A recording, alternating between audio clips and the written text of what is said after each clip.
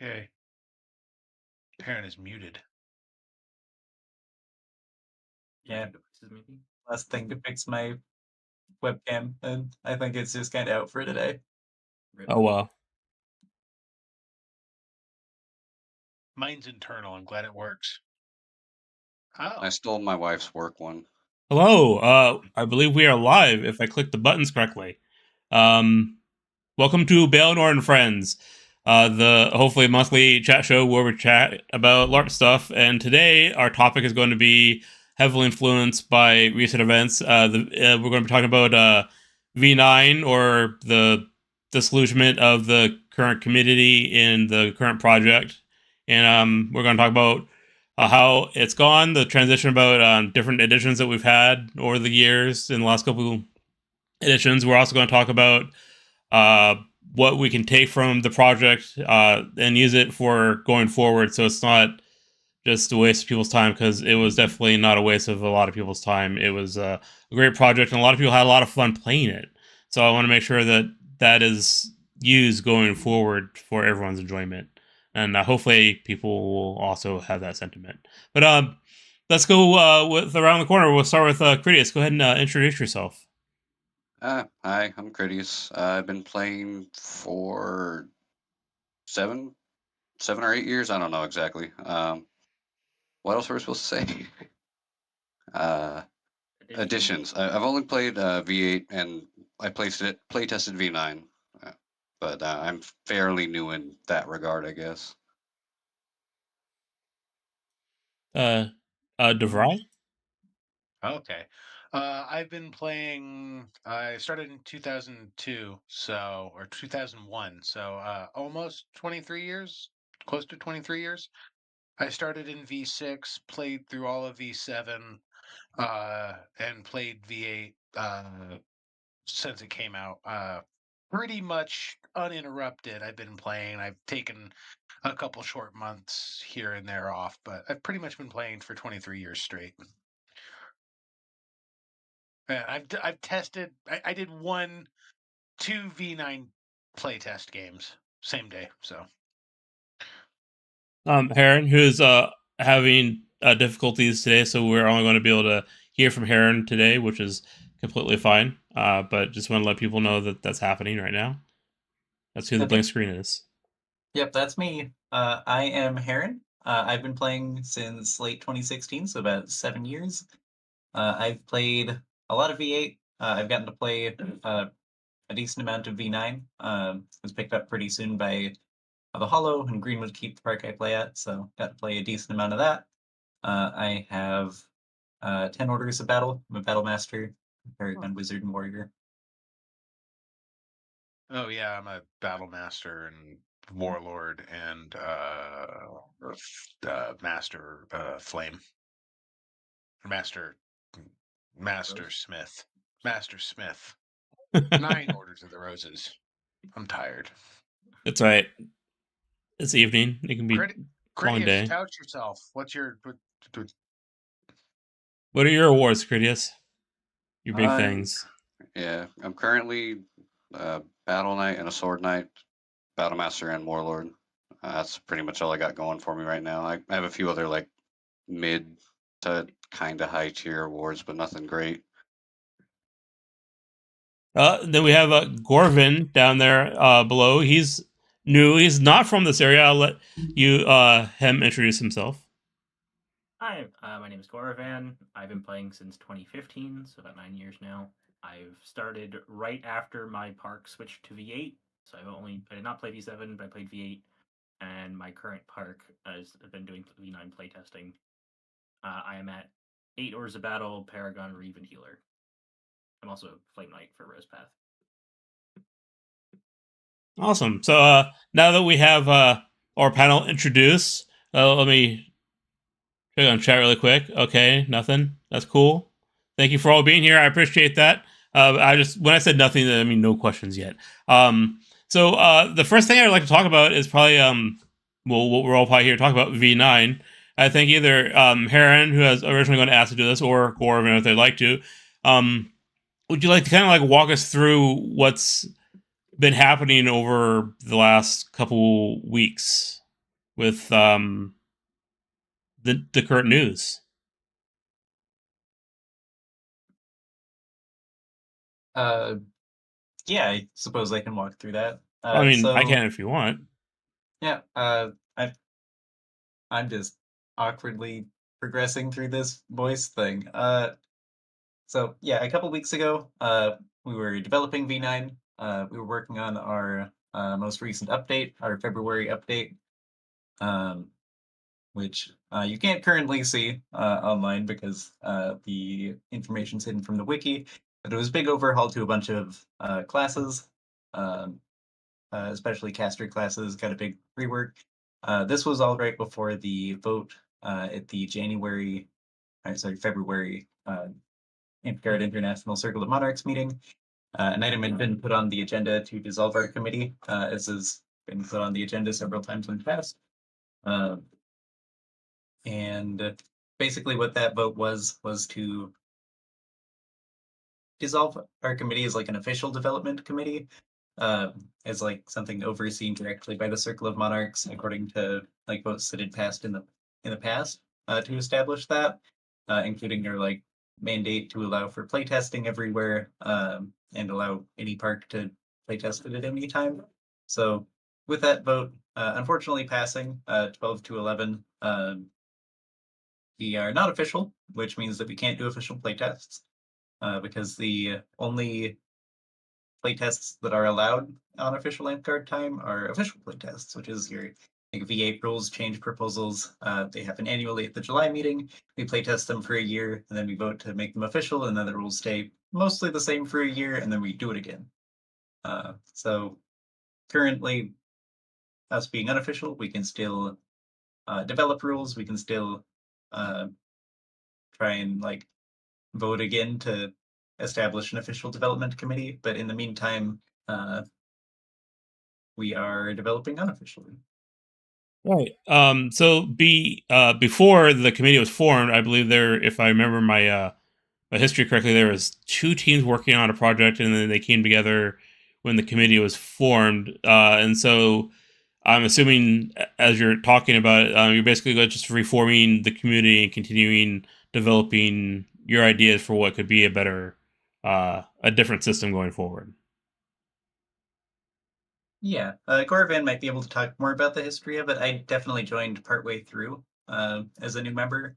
Uh, I was at the GOTC 2019 meeting when those teams were like directed to join and work together, but I'm less sure about the specifics of that. Yeah, Gorvan, if you would like to talk a little bit more about the history of the formation of the committee, I would love to have that talked about as part of the process. Sure.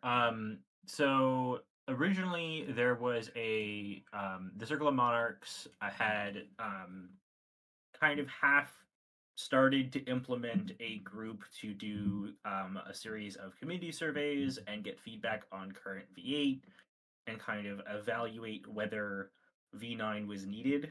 And that was a group led by Cord, with Watt of the Rising Winds and Rel of Crystal Groves as committee members. They hadn't quite gotten official sanctioned like mandate yet.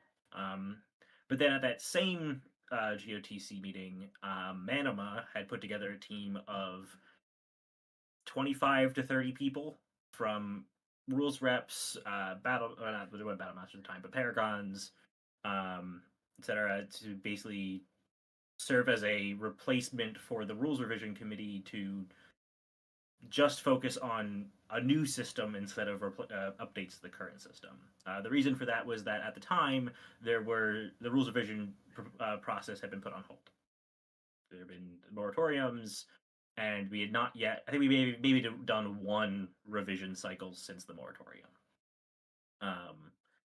So at GTC, Cord and Manama ended up talking and saying, "Why don't we join forces and take some of the 30 people you've put together, some of the three people from this group, and we'll just both focus on both the surveying portion of like why should V9 happen or not, and then if we decide on it should happen, developing that.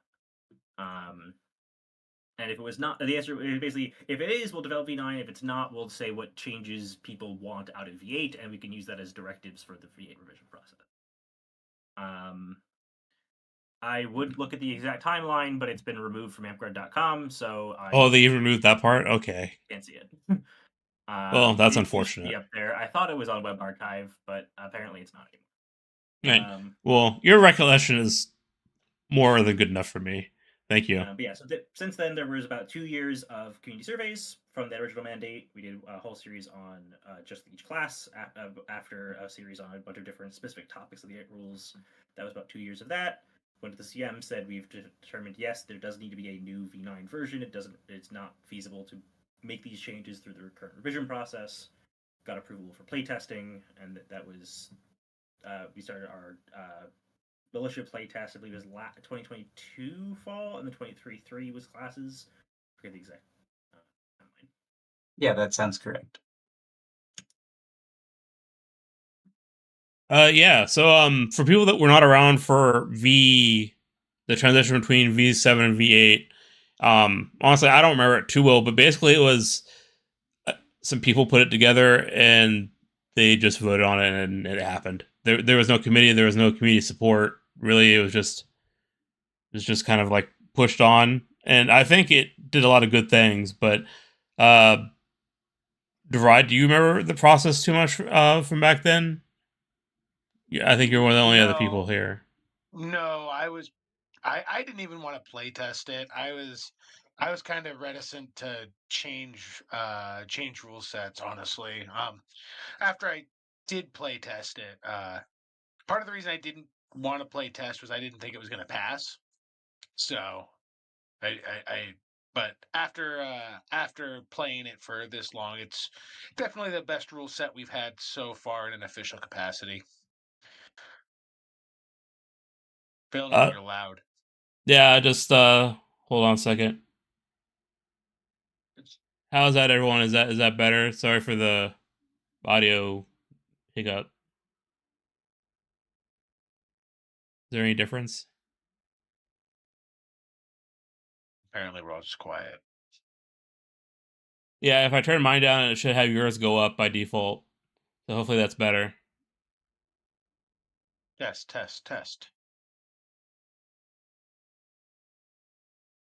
Is it better? I can make it even more even if I'm still too loud.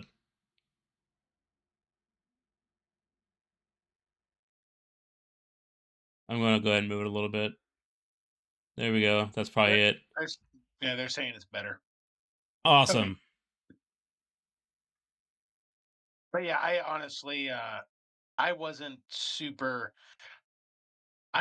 very into national politics at that point. So I know there was some people at my park that were excited about V8. And then when the first game I played in V8, I played as a druid and I stacked a warlord and there was no dispels on the other team. And I went, oh, druid's really strong. So nerf druid. I also wasn't too much involved with the politics at the time. I went to ESOM once or twice a month, maybe. So I really wasn't paying too much attention. And I was mostly just fighting at the time rather than playing the game aspect.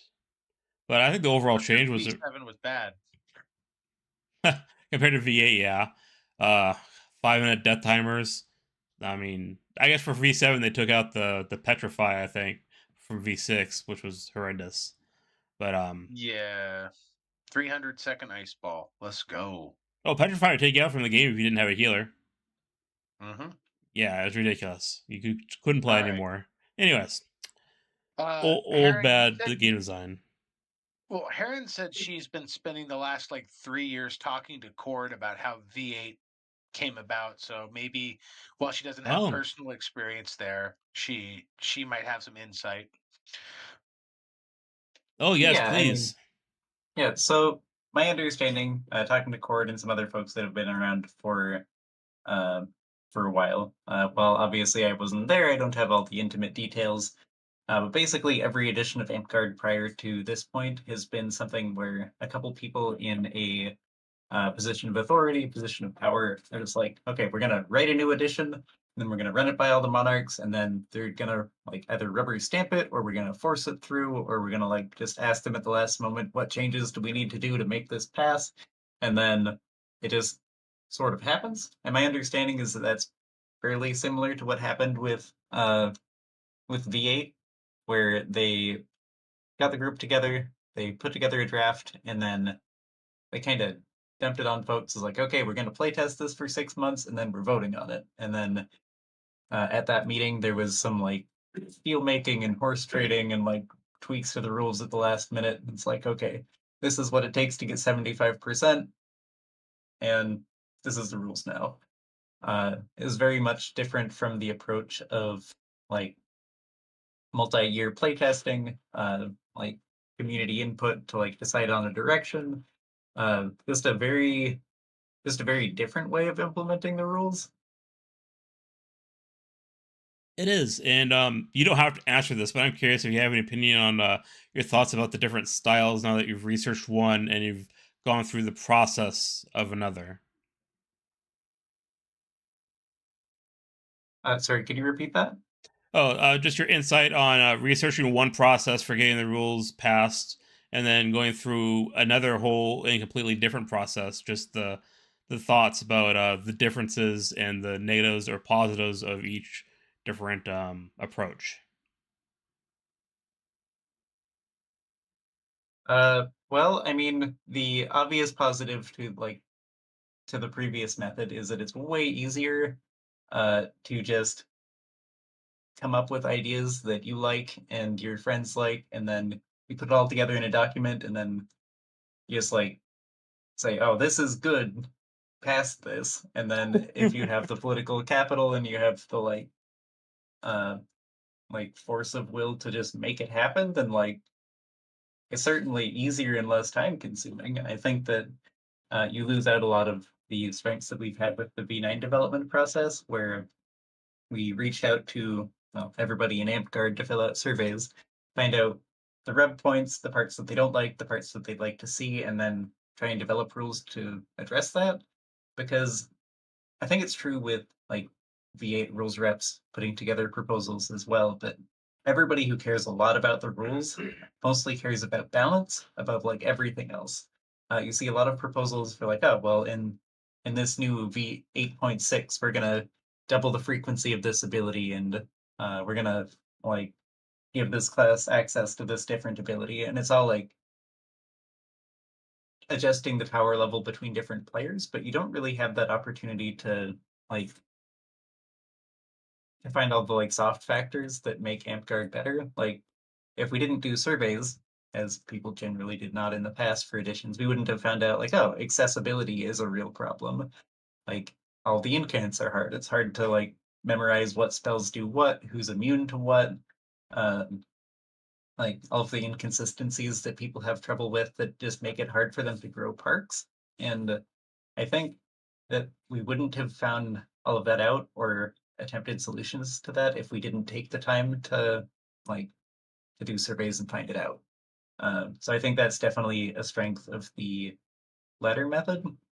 Unfortunately, that also opens you up to uh, like feedback, and you need to make changes, and people will honestly just have more time to say like, "Oh, I hate this. Let's not do it because it's different." Which they also did, as obviously some of you know, is in past edition changes. Like people hate change, Yeah, but I think Gustav in chat was they're talking about that. yeah. But I think that if they had done like 2 years of V8 playtesting, I honestly don't think it would have made it more likely to pass because it's just more time to like be upset about it and say, oh well, actually, we're going to use the V7 rules change process, and we're actually just going to make Petrify last 2 minutes, and now it's fine. Yeah, being friends with Heron through this entire process, really disappointed with certain members of the online community and their treatment of the volunteers, and whether they have legitimate complaints or not. Just the vitriol I've seen against aimed towards a group of people who are doing their best and doing what was asked of them by the COM is kind of fucked. That's my one. Yeah, I agree. I'm sure it was there before, but for V7, but it's definitely a lot more noticeable now for this transition where they're hating Well, things they don't even play or haven't even looked into. yeah, the dog piling and the bullying and stuff, that's always been a part of Amtgard, especially online. But the fact that the V9 committee is such a public group and they're an easy target because they got their nose down doing the work, and then you've got a group of people just fueling each other, and just it's it's really tribalistic behavior. It's real basic human stuff. Like, it really is. I will say, from what Cord said of the V8 development and playtesting, we got 1 point over them in that we did not get death threats. We did get accused of being pedophiles, but we did not get death threats. Oh, did Cord and crew get some death threats? Yeah. But I mean, their playtest was 6 months. You guys have been going on like 3 years as this committee dealing with slings and arrows. People have been complaining since you started doing surveys. Well, 5 years for some of you, yeah. So, but yeah, I guess no death threats. That's good. Oh, Karen Ray brought up something that I was going to bring up eventually. It's really quite unfortunate that the COM, a rapidly changing group, votes so regularly on something like the V9 committee when we have officials in place, rules reps, which could vote on this in the V9. So just altering the process to make it um, different so we don't have situations where something gets voted down 3 times, but then, oh, the 5th time it passes, for example. Um, Being able to do that every 3 months is kind of silly. For example, If at first you don't get to crush a group of volunteers, try again. so has anyone thought of any alterations to the process? I've seen some online, even some on the V9 Discord that had some interesting ideas about how to reshape the process to make it smoother.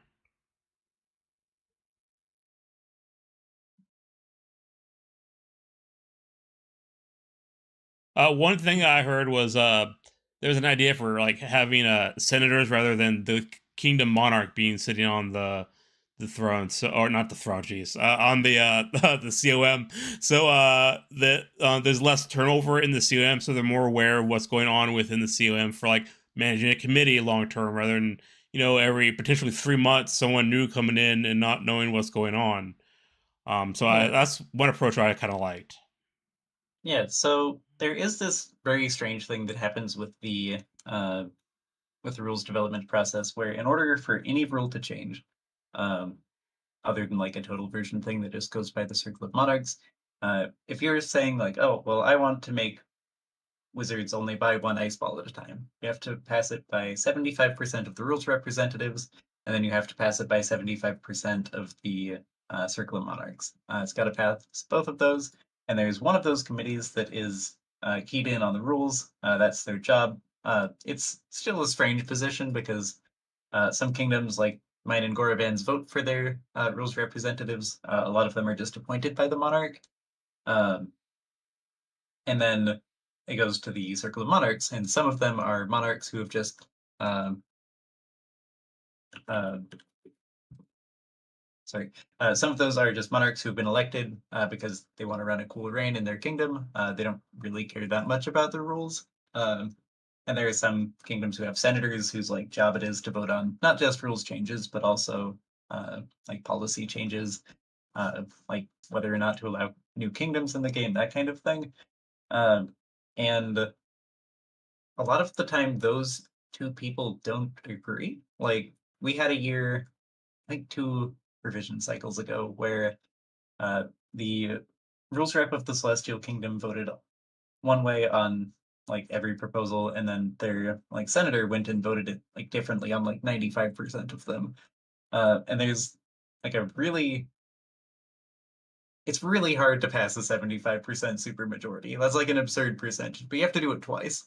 Uh, so I think it would be really helpful if there were like a single committee that changed the rules. Like if the rules reps were just empowered to do that, and if it was more standardized that like, oh well, we all elect rules reps or we all appoint them for 2 years or whatever. Just so that you always have people who are like passionate about it, who are there for like more than 6 months at a time, because a lot of the time a rules rep will be appointed for 6 months and then the next monarch like forgets about rules reps existing and doesn't appoint a new person, and the last person just kind of fades out because they're not sure if they should be participating anymore, or they're not aware that there's a Discord server or any of that. Because we always have rules reps that pop up at the last minute and like, hey, I heard I'm supposed to be voting on this. What's going on? Yeah. I don't know. There's a lot of holes in the process. Yeah, that's just an innate problem with community-driven organizations, sadly enough, because we're all here to volunteering our time and effort. So sometimes things go by the wayside, and so it's not always as smooth as one might hope. But we try to negate that when all possible. Gallo Glass mentions, hey, how about some representation for the freeholds? I did see some calls for freeholds not feeling like they got a say in the rules process here for this because they don't get a vote, and I'm not sure the current population according to the orc of the freeholds, but that as being a freehold at one point, yeah, I can understand not feeling like you're being represented. Do you guys have any thoughts on that? Or any experience with being a freehold trying to deal with it? Go ahead. I have not played in a freehold. I visited a couple of freeholds, but I'm on the Amtgard International COM committee that handles freeholds and liaises with them and the orc team, and make sure that they get set up and are running. Right now, there are like the based on like orc statistics percentages whatnot. Freeholds are there are approximately as many people playing in freeholds as a large kingdom. So there are 23 kingdoms, and then it's kind of like 1/24th of the population is in a freehold. So and there are other limitations to freeholds as well. They are not allowed to receive awards from outside of their kingdom, or from outside of their freehold. The freehold itself is limited to giving first and second orders, cannot get award titles. They cannot. A kingdom can choose to not uphold a suspension. Freeholds cannot. And obviously the big one, they don't have a seat or any representation on the Circle Olympics. This is a very intentionally designed system to disincentivize freeholds. This is the setup was designed to encourage freeholds to join kingdoms. Whether you agree with that or not, like whether they should join a king is one thing, but the system is designed to make it so you don't want to be a freehold, you want to join a kingdom. So Yeah, working as intended, whether that intent is a good thing or not. yeah. Maybe something that I might look into a topic a little bit more because I haven't really thought about it. But yeah, because the last time I was dealing with the freeholds when I started Amtgard, so I mean, it's a completely different sphere now. So yeah, that'd be interesting to look into and see. That's a bit more people than I expected to be on at a freehold. Honestly, that's quite a bit. I think one of the issues you could run into with freeholds is usually kingdoms are geographically in a similar area, and so they're going to share more subcultures. Like America's pretty homogenous at this point, but if you have very disparate populations all trying to come to come to a consensus. I don't know how well you'd be able to do that because there's always going to be some freeholds that don't pay attention, and then they'll scream about not being represented. And again, like Jason, not Jason, I'm reading chat. Like Goravan was saying, I mean, it's intentionally set up that way to try to get people to either form kingdoms or join kingdoms. So apparently, I don't know who that is, but plays out of Ocean's Alley, and it started with V9 testing and is pretty much entirely played V9. So a lot of their new players who have no other experience in Amtgard are having a hard time going back to V8. Oh, I bet. Oh, it's Poppy. Hi, Poppy. That's I the. know Poppy. Is that Vancouver, Canada? Ye- No, it's near it's up. there. It is. It's up in BC. Yeah, I'm not sure exactly where. it's the it's the group on the other end of Vancouver, BC, I believe, that plays on Saturdays. Oh, Mm. okay. I think I met them at an LCC. I Poppy, could be mistaken. It's important to know as a V8 player that Ice Ball is the best spell ball. I prefer Abeyance personally. I can block that with my shield. You can throw that all day. Yeah, but I can throw your ancestral armor and it ignores it. Who says anything about ancestral armor? I play barbarian. Mm. I'm also immune to it, so whatever. So as a healer, my best strat is run away. Yeah, exactly. Because I don't like stun verbal. I take stun as a threat. I rarely finish it. Yeah. So, Credius, I know you've dealt with crown stuff a little bit because you've done being like GMR, I believe it's been. So it's not necessarily your sphere, but do you have any idea of because you usually, I think you have a pretty keen mind at times. Do you have any ideas about what you could do to alter the structure at the international level? Um, I don't really. I'd have to like sit and think about that, to be honest. It's not something I am like into, and it's not like my area of enjoyment, I guess that makes sense. It's if I was to like if I had to, I could definitely do it, but I'd have to sit down, review some stuff, and figure out like what's going on with all of it because I know nothing about any of it, to be honest. well, fair enough. That's a big question. Um, Something a little lighthearted, more lighthearted. Out of all the people that are not from the committee, you're the only one, or the one that played V8 the most, or V9 the most. So what was your general, just as a player, your takeaway of um, the product that they were testing?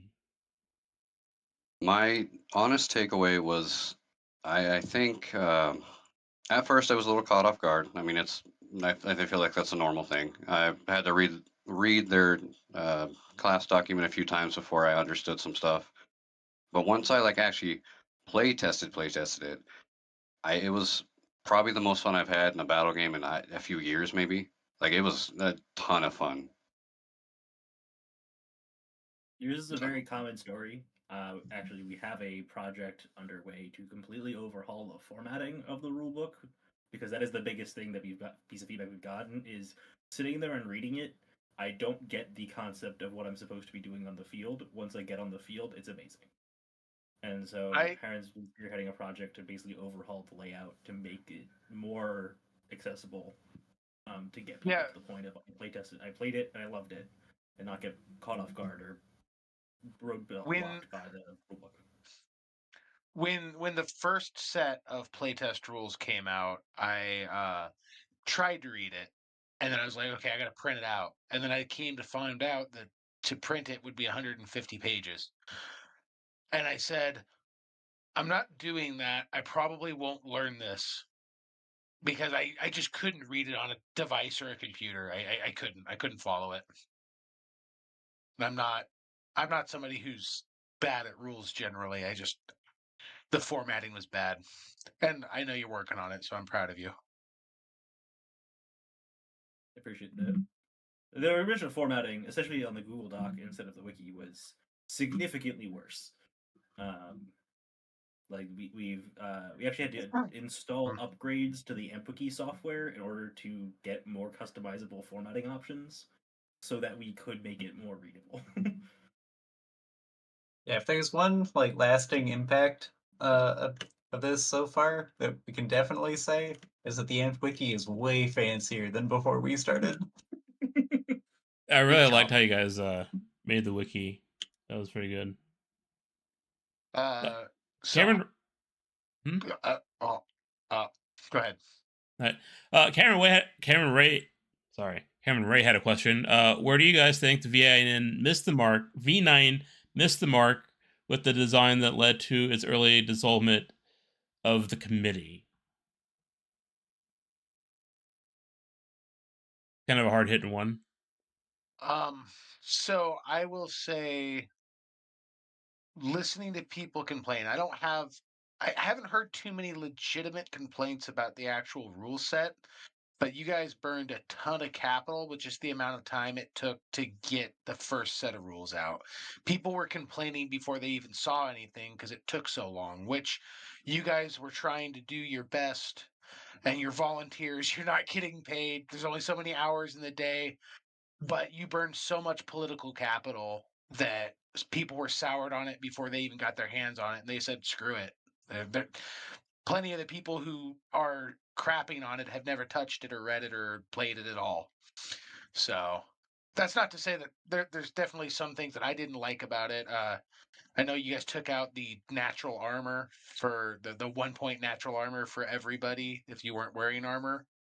That was removed in the most recent one, right? Correct. Yeah, natural armor was removed in the last update.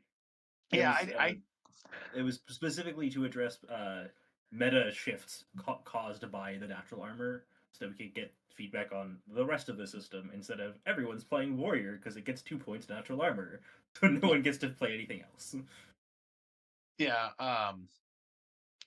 yeah. So that was one of the things I didn't like. Um, I don't like how fast the leveling was. I don't know if you can fully understand a class in 20 weeks, but maybe I'm wrong. So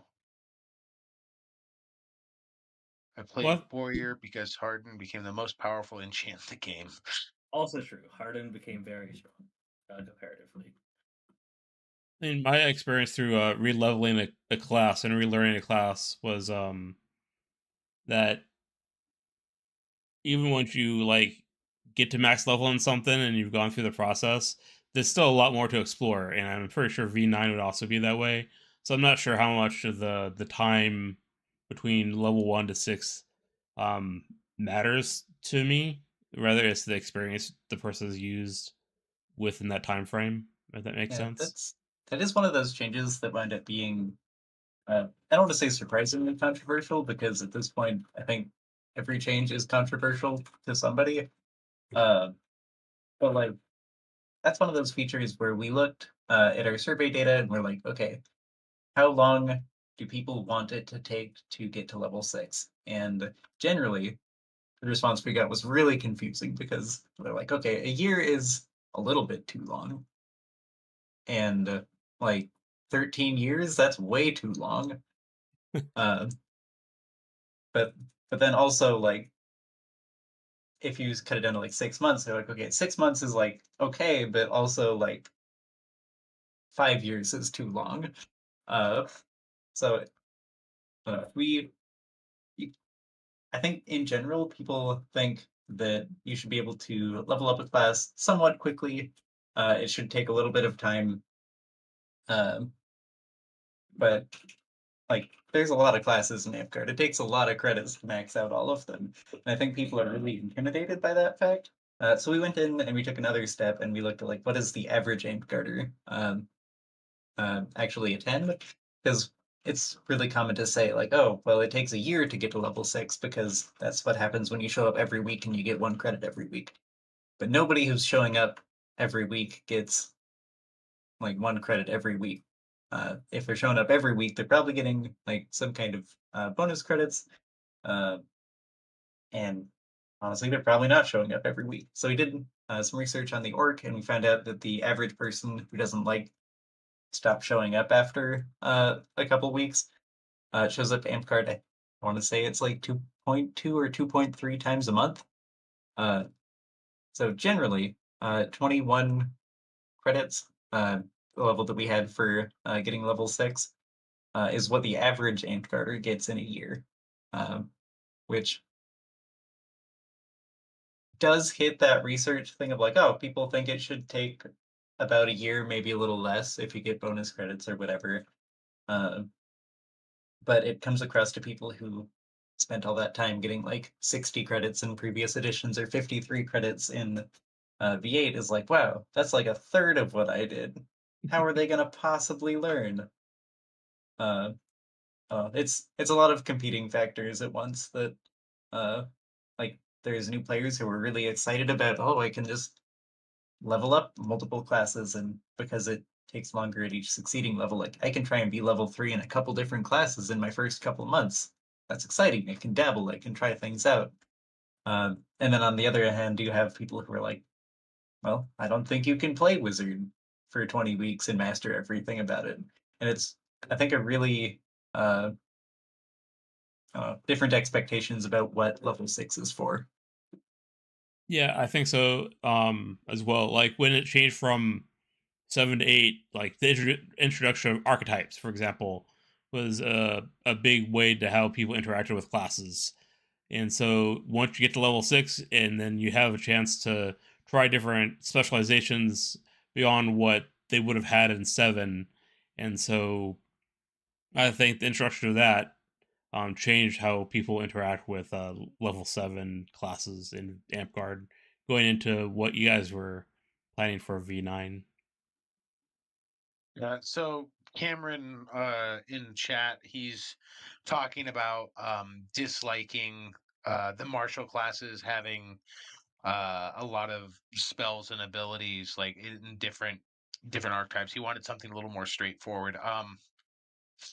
I felt, and this is looking at it, not really being able to follow the document, so there's that. But I felt there were so many options for each class that it was paralysis by analysis. I was looking at it going, I don't know what the fuck to pick. Yeah. So that was 2. I'm bad. No, you can have You can mine. take mine. Yeah, but between layout and just the sheer number of abilities, I was like, I know they tell me it's simpler. I Yeah. don't understand how. Yeah. So So actually, that's a bit of feedback that we've been trying to address more lately. I know it's like some of the more common feedback that I've gotten, even within our own kingdom in Northern Lights, is like people stare at the chart of abilities and they either think the ability choices are like too complicated. Like previously to the February update, uh, Barbarian had a bunch of like verbal magic, and people were like, "Oh, well, I'm playing Barbarian. I don't want to do that. I don't want my options to be verbals." Um, or they're looking at it and they're like, there's this grid of things, and I can choose them in any order, but also choose the column is just kind of a lot. Uh, so with the recent update we did in February, we tried to lay out the table a little bit better, be more clear labeling of things. We tried on some of the martial classes to like simplify the builds a little bit and make it, but really just make it more clear. But also doing like pre-constructed ability lists that are like right below that table. That's like, okay, if you just want to take an ability every level, this is what you get. Um, which is something we've talked about just implementing in general. But yeah, I think that there are people who really like that customization, and there are people who are just like they don't want to deal with it, and we'll have I to find some kind of middle ground. I think one of the other issues I have with that, and so Cameron is correcting me, he liked the customability, but he just wanted a default list, and it sounds like you guys kind of addressed that, so that's cool. One of my other issues, and this is partially just having so many more abilities. This is part of playtesting and learning a new system, but like if every class has like 6 different iterations that it could possibly be, it's really hard as somebody who's trying to balance against something. Like, well, okay, you're playing a barbarian, but what kind of barbarian are you, right? Like when I'm picking teams as a or balancing teams as a game runner, that adds so many more factors for balancing. um Now, I didn't have to go through that, but just looking at the sheer variety of each class, that's already hard in casters. Like, okay, are you a battle mage? Are you a, right? Like balancing against that. Well, that's a warder healer versus a necro priest. How do you balance those two? So it's the variety, I think, is overall good, but there are some sticking points with it that I didn't get to it like really fully explore because I didn't run any games or anything as a in a V9 setting. So just some thoughts. Yeah, and that's something that we because our playtesting got cut down to just the like fall to early winter or late winter, early spring season, we didn't really get much playtesting feedback from. I'm running an event with like 30 combatants on the field, and I need to make teams, and I don't know how. It was all like I'm playing at my shire of 4 or 5 people, who we all know exactly each other's skill levels, and we're all learning for the first time. So we didn't really get to see what it worked, how it worked in practice. As someone who is self-admittedly terrible at balancing teams, uh, I completely understand the uh, lack of explicit knowledge around someone's build can impact team balance. This was a thing that we also came up in terms of people wanting to be able to look at someone's sash and know how to respond on the field. Um, and that was one piece of feedback we got a lot, which was as a game runner, this is harder for me to balance. This is harder for me to run because there is so much more flexibility. And so we did have a couple things that we were going to try and maybe throw out there as ways to mitigate that, whether that was letting like requiring people like requiring certain picks to be announced ahead of time, um, like before team balance is selected. Whether that was some sort of visual indicator for I picked this archetype or something like that. Because we got rid of enchantment strips, for example, as one of the most recent changes, and we're like, well, maybe we could bring that back as archetype indicators, um, and to try and mitigate it that way. That doesn't address the game runner side of it, but it does address the I'm facing off against a barbarian. I don't know if they spec into the barbarian aspect of throwing off states or the barbarian aspect of not dying. I need to be able to respond to that. That's an interesting way to indicate it. Yeah.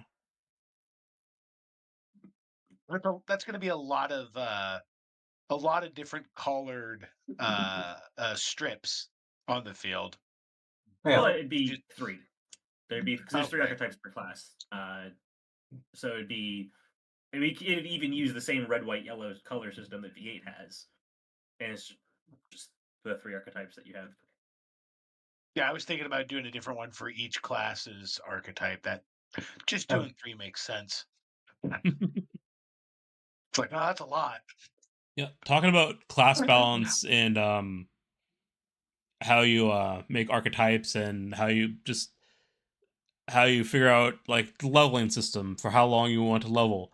You guys have a lot of data that a lot of people don't have access to, and you had an experience that a lot of people just don't have the experience of doing a large committee rewrite of a system like this. What lessons do you guys have you taken away from this process of balancing classes? If you don't mind me putting you on the spot. Yeah, I mean, I'm sort of here to be on the spot, I True, suppose. that's true.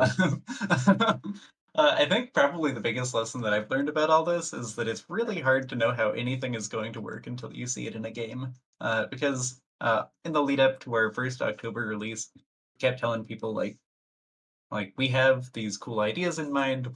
This is the kind of thing that we're working on, but we don't know what the balance is actually going to be until we see people use it against each other. And it is really easy to theorize how something will affect the field by reading it. And in practice it can work completely differently. Like Sure. if you had never played V8 before and you read like the old Battlefield triage, it's like, oh wow, this Bard ability is super cool. It lets you heal 4 people. And like, sure, you can't move, but hey, you can just cancel it, right? That's fine. You get 4 heals, damn. And then you play a battle game, and like, oh shit, people can just move around me because I can't chase them. It's useless. Obviously, an extreme example, but there's a lot of mechanics that we just hadn't seen on a field before, like changing a charge to rest. We're like, oh, is that going to be like really easy to do? Is that going to be really hard to do? And you just don't know until you see people play it on the field. Did you have anything to add, Gorvan? Yeah, so it's not only like in addition to this change plays out differently than I expect. Let me move my camera. This change plays out differently than I expect from writing to playing. The ripple effects in changing the game are so massive, and this is something that like not just from V9, but also like I've been V8 rules rep for a few years. Like there are some changes that the change itself is so minor, but the ripple effects that it has on other classes and on the meta are so major that you can foresee a lot of it, but you can never foresee all of it. Yeah. For instance, making Barbarian good and unlocking Paladin and Anti-Paladin, making them good, nerfed Bard. It's Exactly. exactly the example I was thinking of. Like Yeah. we've barely touched Bard in the last couple years, but it has fallen a lot from like being arguably the best in a lot of battle games, just because you could have so much influence on the game to like, oh well, I guess awe is for that warrior over there.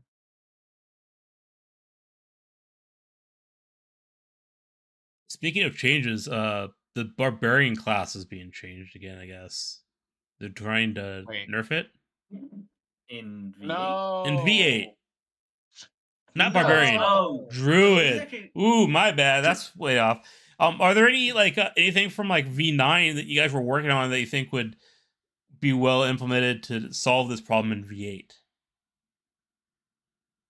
Solves the problem of Just Druid? druid being powerful. Druid.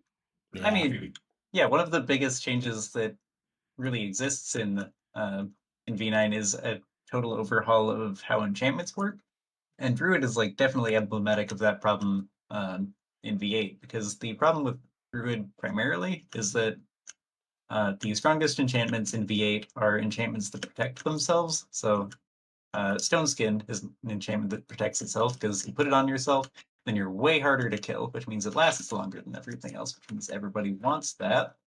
And it's just very strong, like way stronger than like what protection from projectiles or whatever. I don't know, protects you against one thing.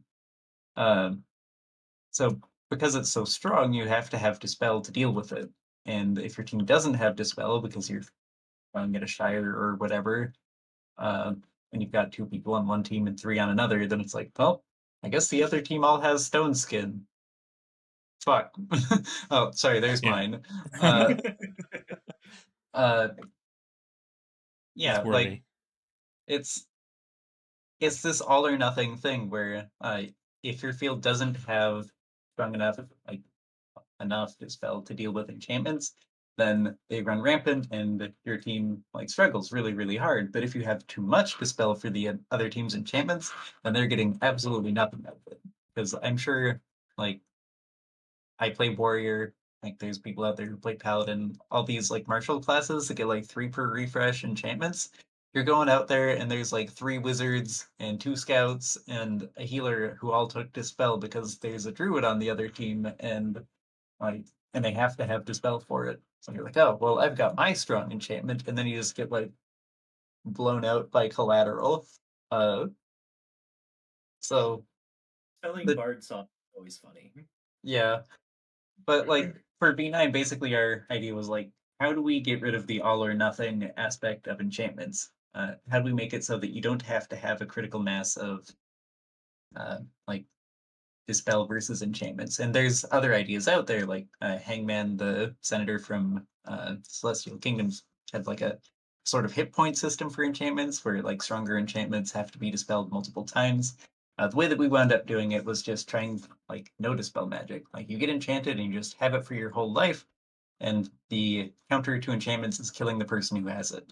And we cut down a lot on the enchantments that protect themselves. So there is no enchantments that like give you armor out of nothing. There's no total immunities because most of them just grant resistances where uh, you resist one ability and then you have to rest for 10 seconds before it works again. And then people who like it makes you stronger against some matchups, but it doesn't totally lock you out. Like if you're trying to play wizard in V8 against somebody who has uh, protection from magic, your options are dispel them or they beat you to death with a sword because you can't affect them with anything.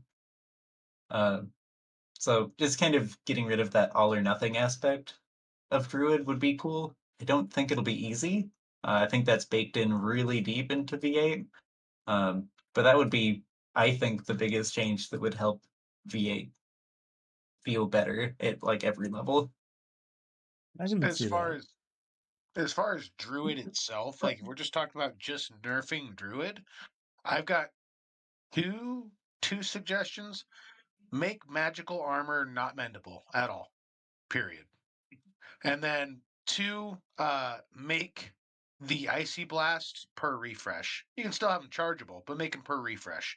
Those two right there would be a major nerf to most Druid builds. So there are 3 packages on the table for V8 revisions to Druid. One of them is the one that I wrote, and both of those changes are in there. Hell yeah! What's your other aspects to it? Oh, there's like 18 different sub packages. The idea is that we want people to pick the subset of those that they like and tell the rules rep, hey, push for those ones, and then the rules reps will be like, all right, here's the ones my kingdom likes, here's what my kingdom likes, and we'll try to amalgamate them into a workable set of changes. So, out of curiosity, in your write up, if you say you have Golem or Phoenix Tears or whatever, and you have an enchantment, well, Phoenix Tears would repair your armor. Also So, healer enchantment. in right, that's a healer enchantment, but you could get attuned Stone Skin Phoenix Tears, right? So, Correct. in that case, would the Stone Skin come back with Phoenix Tears? And if you died while you had, say, Golem or a persisted per, I don't think you can get Druid doesn't get persistent. So Golem, Stone Skin, whatever, Golem Yeah. stack, right? Yeah. In yours, because it's a new life, would the magic armor come back? As for worded, no. But it's also not Okay. a final product. I could change that. So right now, the change is that it requires regular mending doesn't work. Scavenge does. Oh, Word of interesting. Mending does. Interesting. Greater Mend does what Current Mend does to magic armor. So Word of Mending can Interesting. heal all worn armor in one location or 1 point of magic armor. But I think the way I would write it is maybe Word of Mending would work or Scavenge. That'd be interesting. And then otherwise, the only way to get it back would be to spawn with the enchantment. So having Golem or something like that. I also nerf Golem a bunch in that package. Why would you do that? A single dispel nerfs Golem. Because that's more for complexity Not stakes. the argument. Golem is one of the Or most dispels. Golem is one of the most Sorry. complex single abilities in V8. And has a lot of weird stuff tacked onto it. Like it gives immunities, it gives you imbue, it gives you persistent, it gives you an alternate respawn, and it gives you an extra enchantment slot. The one I don't like for Golem is the alternate respawn, specifically because I do things with weird death counts, like like a rolling timer. Yep. Like, well, how does that affect Golem? I don't want to think about that as a game No, for designer. sure. One of the things that I did to earn my Paragon healer was to have Heart of the Swarm cast on me during an 8-hour capture the flag game in Oh, the gross. middle of the woods. So that our entire team had a spawn point that broke the game Much spawn. closer. Basically, the whole game, both teams shared a respawn location.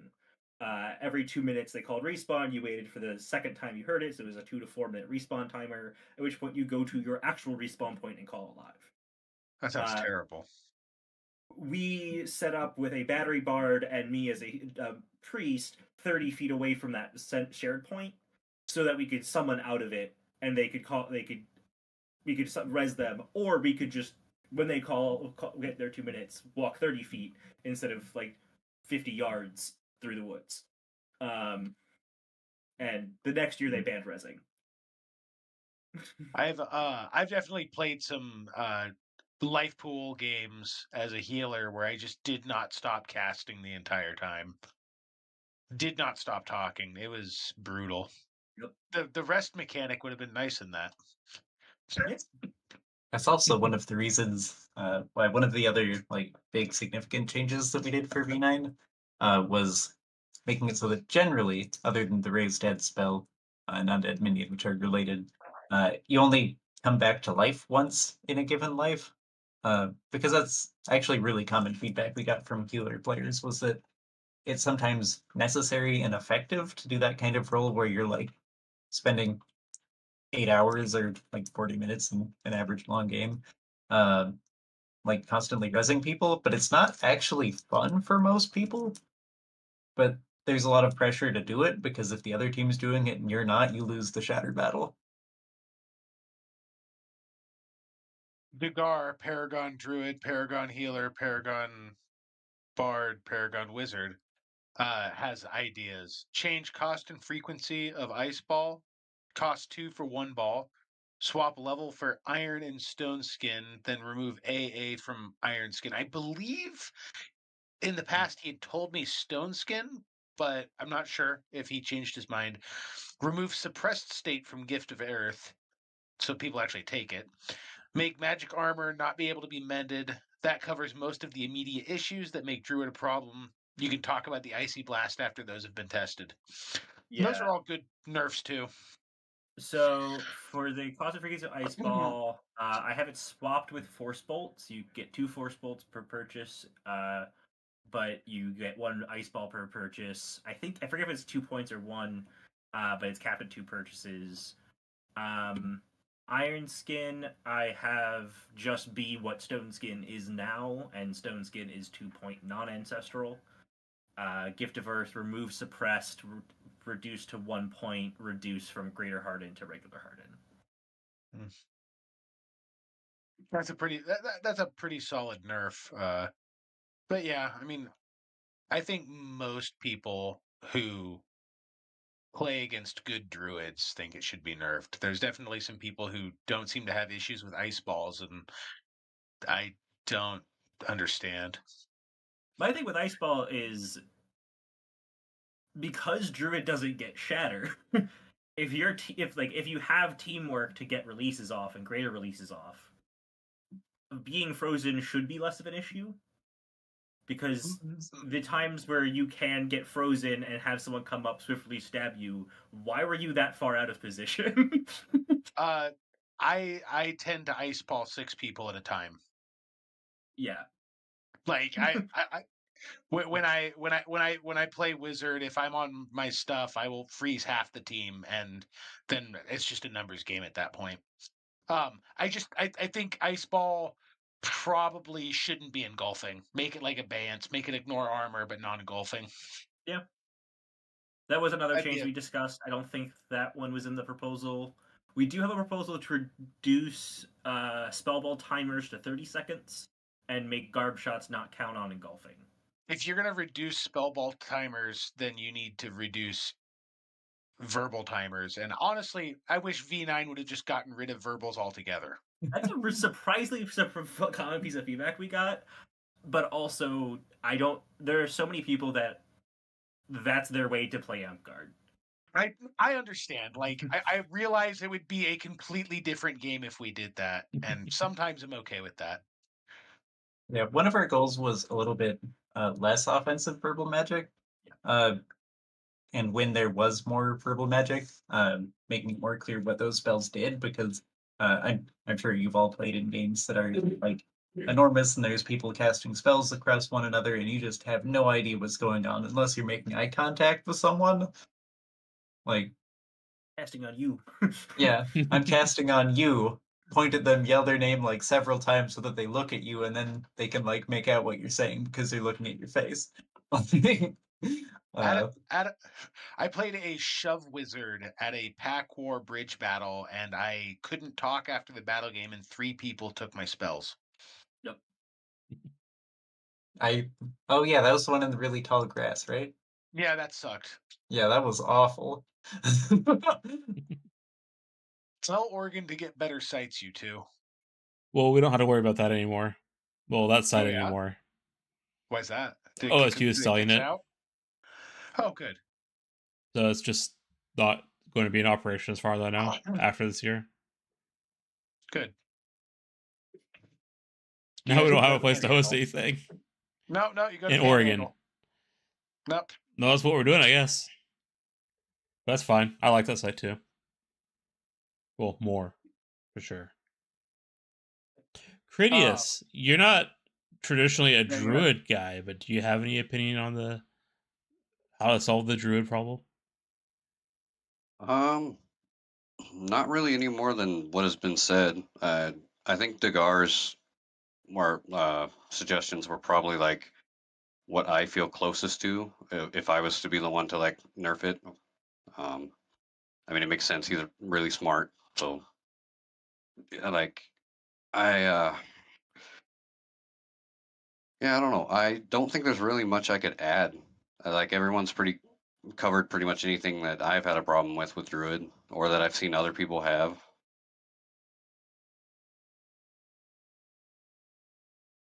Night Squires and Company. We do have a Haven route, but I think it might be a little bit too small for something like a 300 to 400 size event space.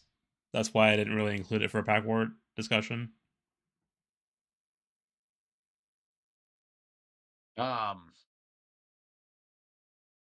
I kind of forgot where we were. We just started talking about V8 rule changes. I think that's what we meant to be talking about. Yeah. Talking about the druid changes. Yeah. Oh, we can talk about so you're asking about how V8 changed the game. Let's go way back. Baelnorn, let's you and I have a discussion with these children Oh, jeez. about how bad V6 was and then how bad V7 was. So, Oh man. 300-second ice balls that you could get killed out of if you were hit with 2 fireballs. A fireball would free you, so you could get hit with 1 fireball, and it was fine. Flame Blade, I believe, freed you, didn't it? Yeah, I believe so. Did Yeah, it make you immune to? Did Flame Blade make you immune to ice ball? I think it did. it did at one of the editions I played through.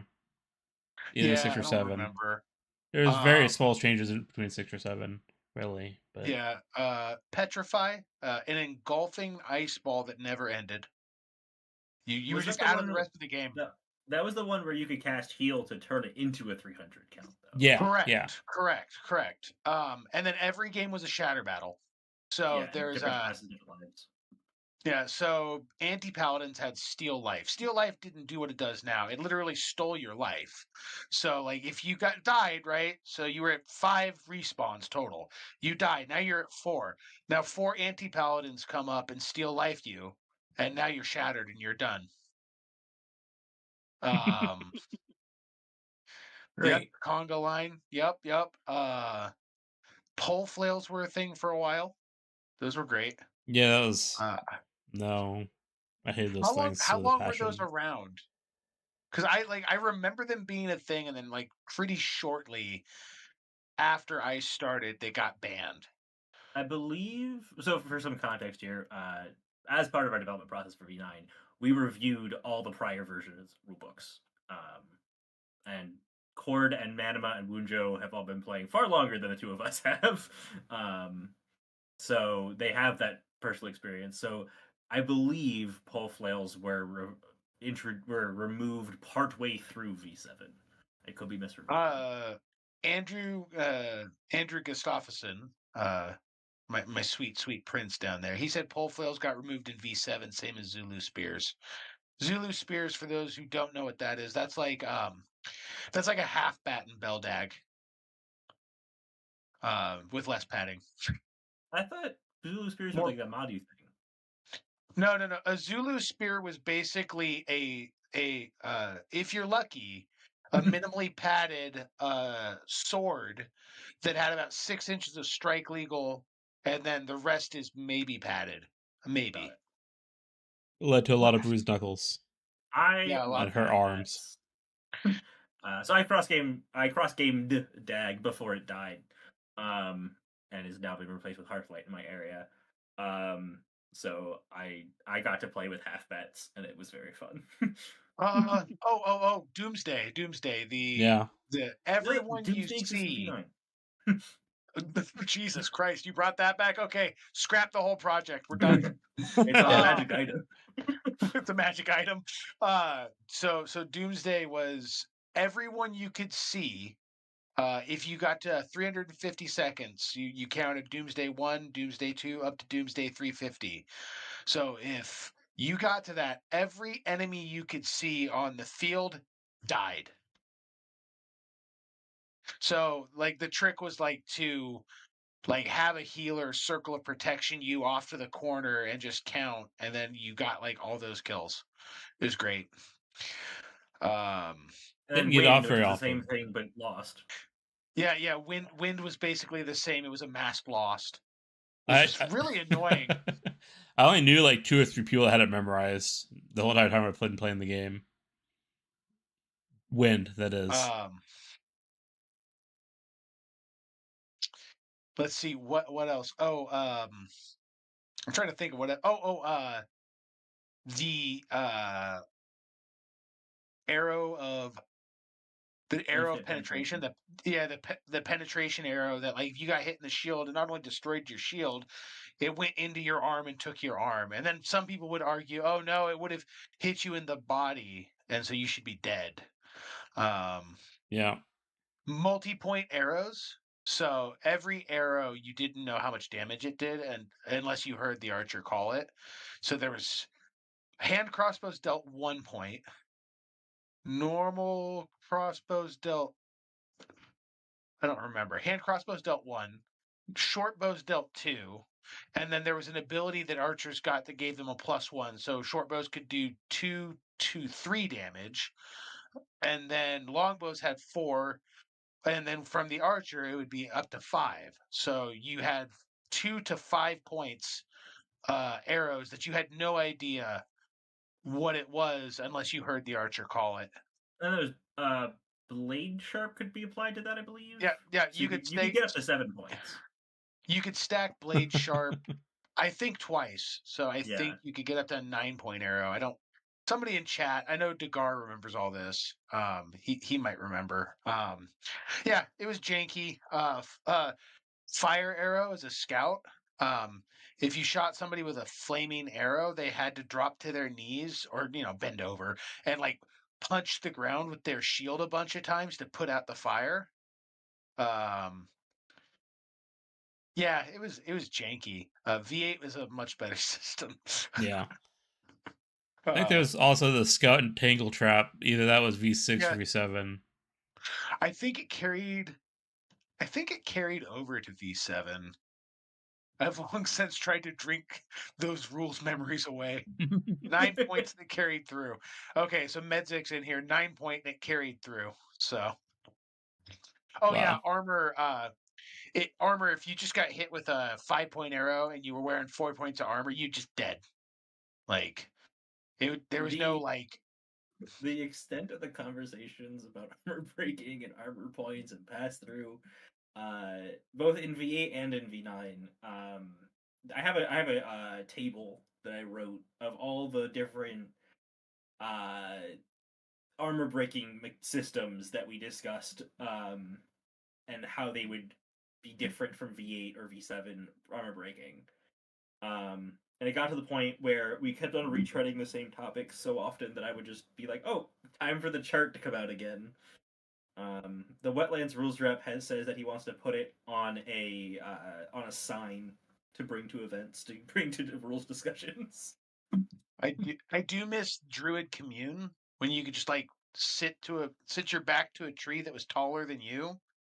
Obviously, these rules were written in Texas because they were worried about trees taller than them. But You just sit with your back to a tree and you'd say commune 5 times, and then basically you couldn't be affected unless somebody destroyed the tree. It was great. I love Druid Commune. Oh no, that was Plant Door. How did oh, it was like a sanctuary. You couldn't be affected inside of 20 feet. That's what it was. Plant Door did a similar thing. I had a knight at my first park who had stories of their park didn't have trees on it. It was just a grassy field, so Yep. they would bring a potted plant to field to Yep. be able to cast Great. stuff that required a tree. Yeah, bring shrubs. Yeah, yeah. I've heard about stuff like that. Because they played on like in a like not a like a full park, but just like a grassy area. Uh-huh. And so it was like that or the jungle gym. The monkey bars count as a tree. Yeah, the plant door was a teleport, is what Sean was saying. I don't remember it being that was Pass Without a Trace. Pass Without a Trace was like a self-lost back to base. Plant Door, I'm pretty sure you cast Plant Door, and as long as you were in contact with the tree, you could verbally cast outside of the tree. Like That you was could cast verbals normally. No, Commune and Plant Door were similar. Commune, you couldn't do anything other than commune with the tree. And it was fun because you just like you'd role play talking, having a conversation with the tree. It was great. There was role play. Raton Firewalker. Yes, eating grass was a thing as a barbarian to heal. Yeah, yeah, because so Barbarian had healing herbs, and so a lot of people would forget to actually bring a pouch with like nuts or whatever. Like it's one of the description, like one of the options, and so you chew on grass to heal yourself because you'd forget. Yep. I didn't even think about bringing nuts. Jesus. I would have brought Nuts would nuts. have been so much better, That's right? so much better. Oh my god. I think my favorite janky part of V6 and V7, and they shifted it around a bit, but barbarians used to get berserk, which gave them 2 points natural armor, and their weapons. I think their weapons were crushing, breaking effectively. Or no, Yeah. they were red. They're red They were weapons, 2 yeah. point weapons, so you could break shields, and do multiple points of damage and stuff. Scout in a can? No, I don't think we've talked about Scout in a can. I don't remember that interaction. But anyway, so barbarians, they got fight after death, and it was 10 seconds instead of 7. It worked pretty much the same. But they got it on their last life, and then at higher levels, their last 2 lives. So barbarian players would rush through all their lives beforehand, like just be really reckless, go, go, go, and get killed so they could get on their last couple lives. And then they would be barbarian bombs and they would just get cycled by healers. Healers would just summon you, res you, go back in, summon you, res you, go back in. I fought after death 8 times in a battle game. 10, 10 times because there's 8 reses. So I fought after death 10 times in a battle game. I was exhausted. Yeah. Healer Sounds had max fun. 8 res each. Oh, it was super fun. It was not fun for other people. It was great for me. That was fun. I was Yeah. visiting CG. I think it was this last summer maybe it was. And we had a guy. I timed the summon dead such that it went off half a second after the barbarian died, while he was still saying "fight after death." So that he hadn't moved yet. So he just fought after death his way to me to get rezzed. That's some borderline stuff. I like it. Critias, you've only played in V8, right? Do you want 300-second ice balls again? No, that sounds awful. It was. It was the worst. I hate And it at 60 seconds. Like I can't imagine 300. And every game being Shatter was terrible, especially for newer players. I know some old timers are like, "Oh, I miss Shatter battles." I'm like, "Well, you were probably already good at that point. Like being a new player and getting like wiped really early, and then just sitting out and watching people have fun for 30 minutes. Terrible." I think I feel like if we made everyone play V6 for the next year, V9 would look like a whole lot better to them. Let's do that. Let's Oh, revert to God. V6 for a year. No, thank you. Oh, right. Yeah. Tracking did different things. Tracking didn't do what it does now. So in previous editions, like when people teleported, you were supposed to pretend they were invisible. So Oh, only yeah. scouts could track them. It's actually the source of one of my favorite lines in the V8 rulebook, which is that insubstantial players can be seen and heard, which is like, if you're a new player who never played previous editions, you're like, well, duh, they're right over there.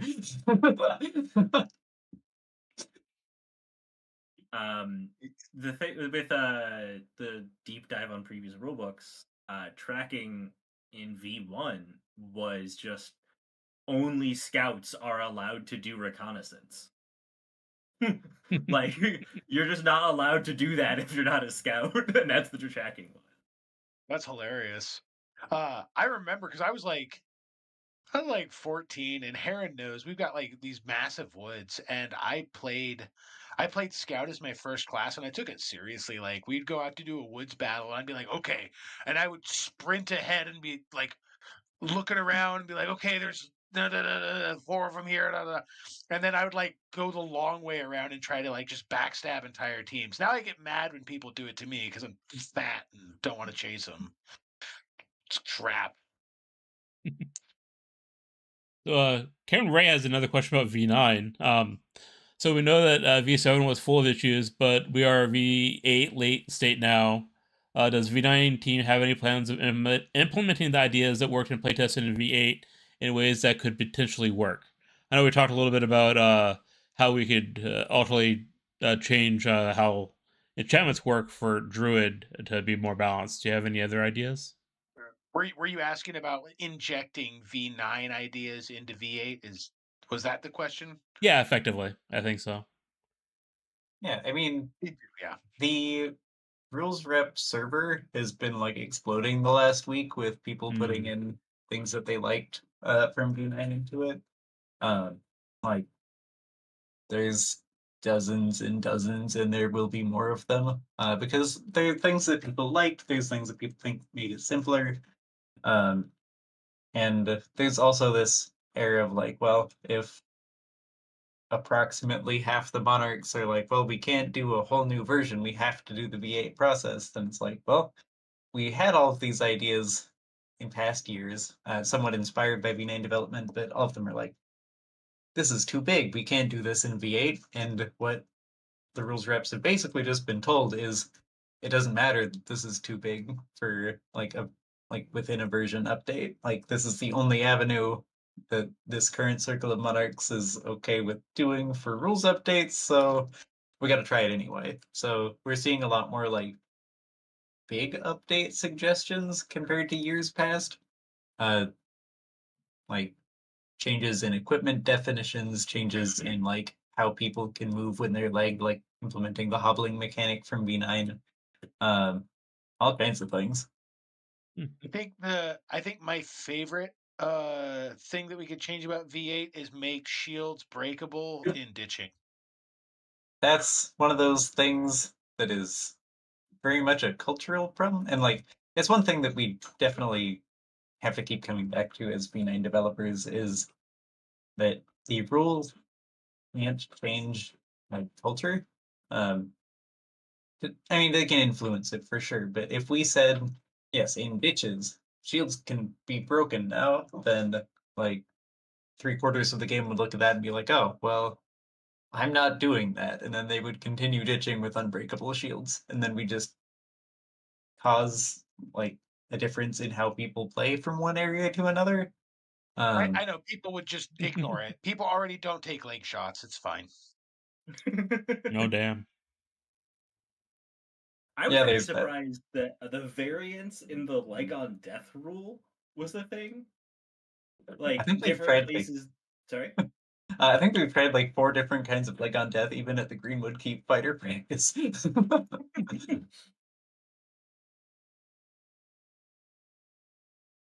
Cam says his favorite rule from V8 or from V9 was the Great Sword Martial rule. What was that? Oh I'm unfamiliar with that one. Oh, that one is also being suggested, I think, by Oso, Blackspire's representative. And that one is just we split what's currently Great Weapon, which is weapons longer than 4 feet in V8, into 3 different categories. If it is 4 to 6 feet, it's a Great Weapon. And if that has either 18 inches of heavy padding, or if it's 2/3 padded, like a great sword would be, then it's also shield crushing, in addition to like armor breaking. Where reach weapons, they can be armor breaking when you heavy pad them, but not shield crushing. Then those go up to 9 feet, and then anything 9 to 12 feet has to be stab only. That's a pike, and that's kind of a limitation on the acceptable length of a very long lever that people are willing to be hit by. But yeah, the great weapons are 4 to 6 feet, and they do shield crushing, which I think makes them a lot more viable because they are really bad in V8. Yeah, I mean, the requirement of having 4 inches of heavy padding makes having a great sword just unwieldy. If I could get a nice Beldag, like min weight, like min maxed great sword, I would have a lot of fun if I could break shields. I have a 50-inch red that I would love to be shield crushing armor breaking in Amtgard. I'm having Little Spicy build me a 60-inch greatsword. I have one of those for you. Basically, yeah, I'm gonna, or not a 60-inch, a 6 foot. Sorry, so, Oh, so that one 72. That's fine. math. Yeah, yeah.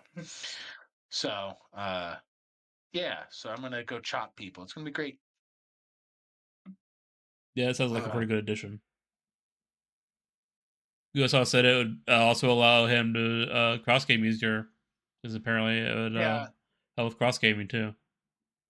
Well, Yeah. I believe that was part of the reason you guys had decided to make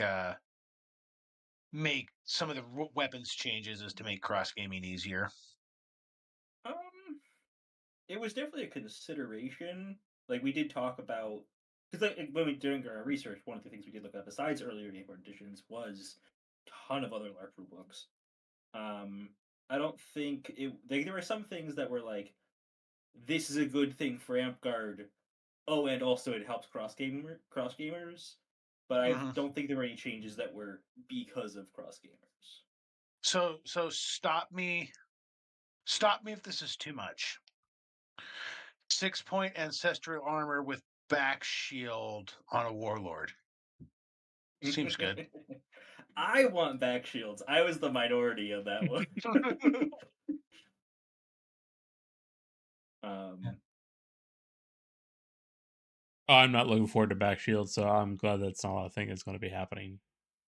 Although well, that was nothing to be it's kind of yeah. cool. Yeah, no, yeah. I wanted back shields, but I don't think anyone else on the V9 team did, and the survey supported them. So it was like Yeah. my dream was crushed by the populist vote. Yeah, at this point, like with our recent Damn update where democracy. we tried like there's an archer archetype that we're like we can use any size of shield, which includes like tower shields. We're looking at all of the rules for like wielding bows and shields at the same time. And there's ways around what we end up putting into, but it's like really hard to use a tower shield and a bow at the same time, and follow the rules. I'm like, man, it would be so much easier if we could just say you can wield a shield uh, however you can carry it. But yeah, the survey data and like a lot of players are just not interested in that, for better or for worse. Did you find a lot of? Well, I don't know how much you can actually talk about the data, but did you find a lot of surprising like overwhelming opinions on subjects you didn't think there would be overwhelming opinions on? You mean like things that we were surprised people were passionate about? Like in the survey, like the surveys they did a couple years ago, like just talk that Harry was talking about the backshield example. People didn't want that change, and they thought it was a little bit more weighted towards not changing it. Uh, was there any other things like that that were surprising in the data? I mean, it's kind of an Um, oddball question, so I don't understand if you don't remember. It's a while ago. Um, I'll be honest, it's been a while since we Yeah, went because yeah, yeah. we the playtesting began 2 years ago now. And we spent a good like 6 months before that developing the playtest rules. So it's been a while since I looked at the raw data. yeah, and now we can't because we don't have access to the Survey Monkey. Also that. Well, Yeah. Cameron liked your But idea for the opinion or for the question. What did people expect people or things that you didn't expect people to be passionate about that were passionate about them? Well, go ahead. I said it first. You have to go first. Okay, darn. All right, so I guess one thing that was really surprising to me, like there are a lot of things that we did for like quality of life reasons, like things that uh, seemed like really clear from survey data that people wanted, like um, the reason behind like the rest mechanic, for example, is that we got a lot of survey data that people are like exhausted at the end of games, that like having to constantly charge abilities is a factor. And then uh, like obviously it's a very controversial mechanic. There's some people who are like, this has ruined Amtgard for me, that I don't have to or get to use the charge mechanic. There's a lot of like little things for classes. Like obviously tracking is one of Scout's only unique abilities in V8. We wound up trying to like cut down on like offensive pulling people out of states and things. So at first, we tried to like merge planar grounding and tracking, because like a really common V8 rules change suggestion is like tracking should stop people from just going in sub again, because usually you track an assassin and then they just shadow step again. So we're like, okay, we're gonna merge those into one spell. And then we had so many scouts who were like, I don't want planar binding. I want tracking, and I want tracking to do that. I'm like, that's reasonable. And we wound up putting it back in, but it was one of those things where like, this is the thing that they asked for, but it's not the flavor that they asked for, so we gotta like redirect. That makes sense. People don't always know what they want when they're thinking about it in one aspect, and they're like, "Well, that's actually pretty cool for this other reason. Maybe we should keep it in." In terms of like weird things people are passionate about, there's a funny post I've seen about how if you talk about Pokemon, you bring up any Pokemon, it's somebody's favorite Pokemon. Somebody out there, you pick some random Pokemon, that's their favorite. If you pick some random rule in the rule book, there is someone out there that's passionate about it. It's like, this is the thing that makes or breaks a game for me. Is that like, I don't know, like the 20-foot rule on siege engines was like a recent one that came up. Oh, wow. Yeah, like we hadn't heard anything about siege engines, and then there's this guy who shows up, and like it's cool to get the feedback, because like honestly we can use all the feedback we can get, but somebody who's like, this is the one thing I want changed out of V9, and it's that you shouldn't be able to shoot people with a siege weapon within 20 feet of you. I'm like, all right.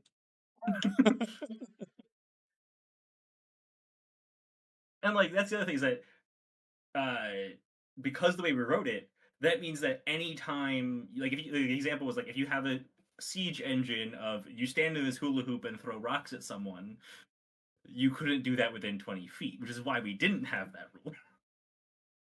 But it does mean that you can't take a ballista and shoot someone within 20 feet of you. Yeah. So it And definitely our brought to idea light was, some revisions to make. yeah. So it's feedback we're taking, and we're going to adjust based on it. But it was just completely out of left field at that point in the process.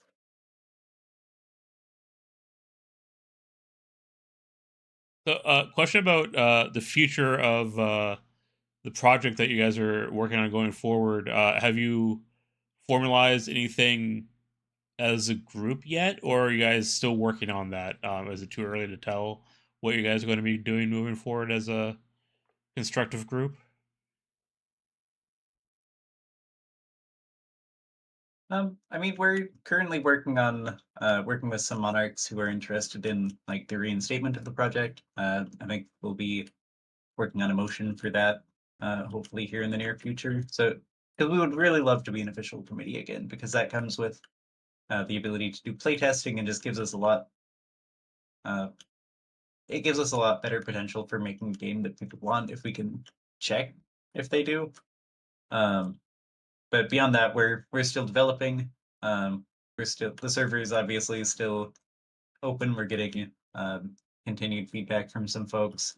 And if nothing else, like if we don't wind up being able to do this officially, we can use the process. Anybody can, which is putting a rules change proposal into the process, and hopefully ours will just be a lot more polished than we get most years. Yeah. One of the things with that is like what Heron was saying about how us being official versus not really just means we can play test. That's like what Heron said.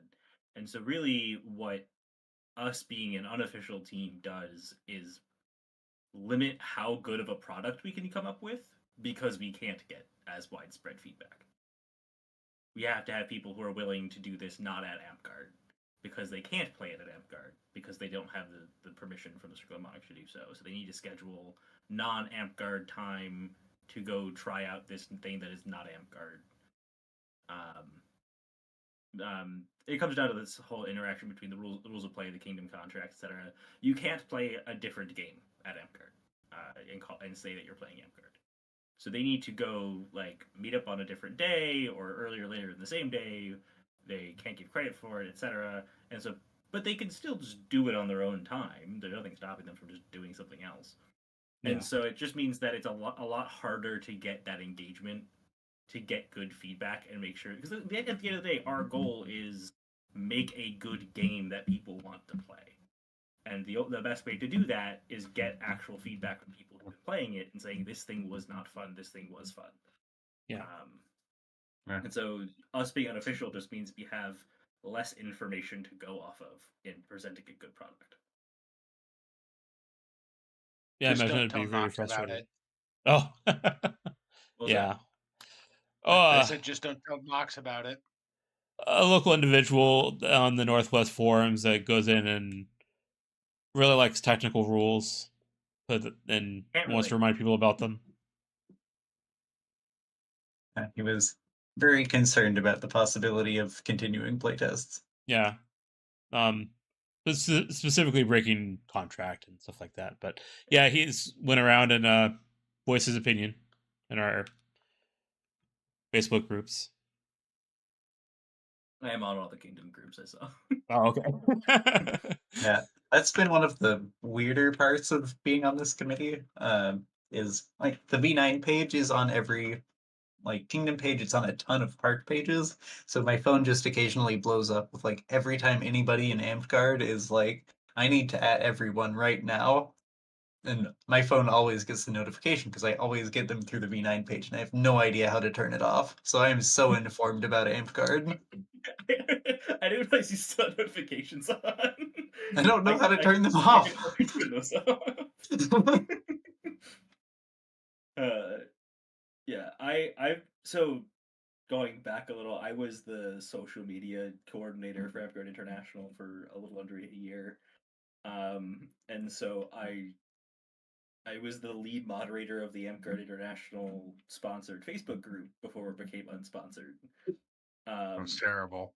Oh, it was awful. Like I thought, like I've put more time into V9 over 5 years than I did into that in 6 months. but over 5 years. Like, it took me 5 years to get to that point. That sounds Do you know intense. who runs the unofficial page? I know of them. I don't know them personally. Oh. Apparently, Kismet. No. No, Kismet. apparently Kismet Kismet. says they are a current mod on the unofficial page.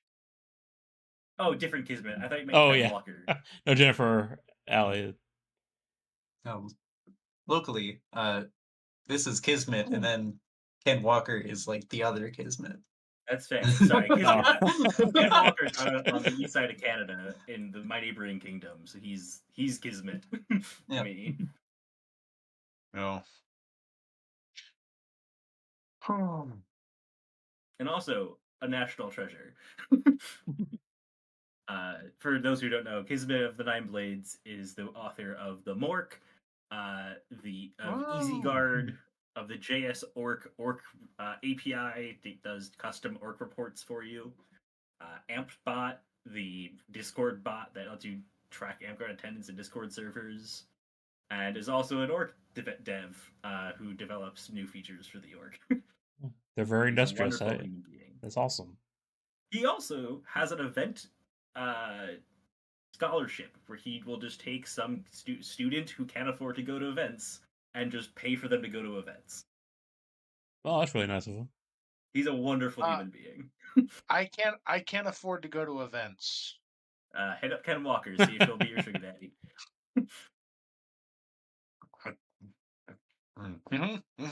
You have an auction. There you go.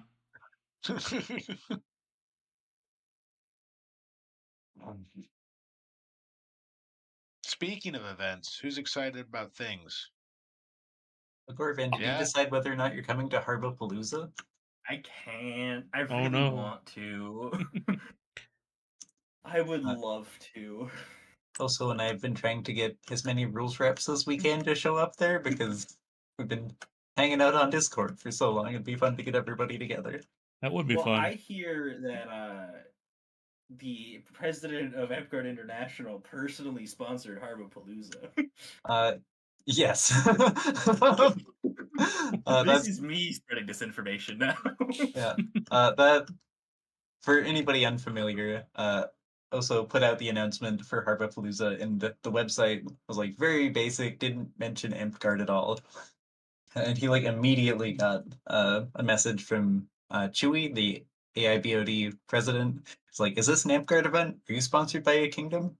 He's like, yeah, we're sponsored by Blackspire. And Chewy was like, okay, well, just make sure you add this to the page. And also was very tempted to just like screenshot that conversation and just put that on the page. We're like, yeah, we're sponsored. I have put this on the page as requested. But yeah, that's Absolutely should have done.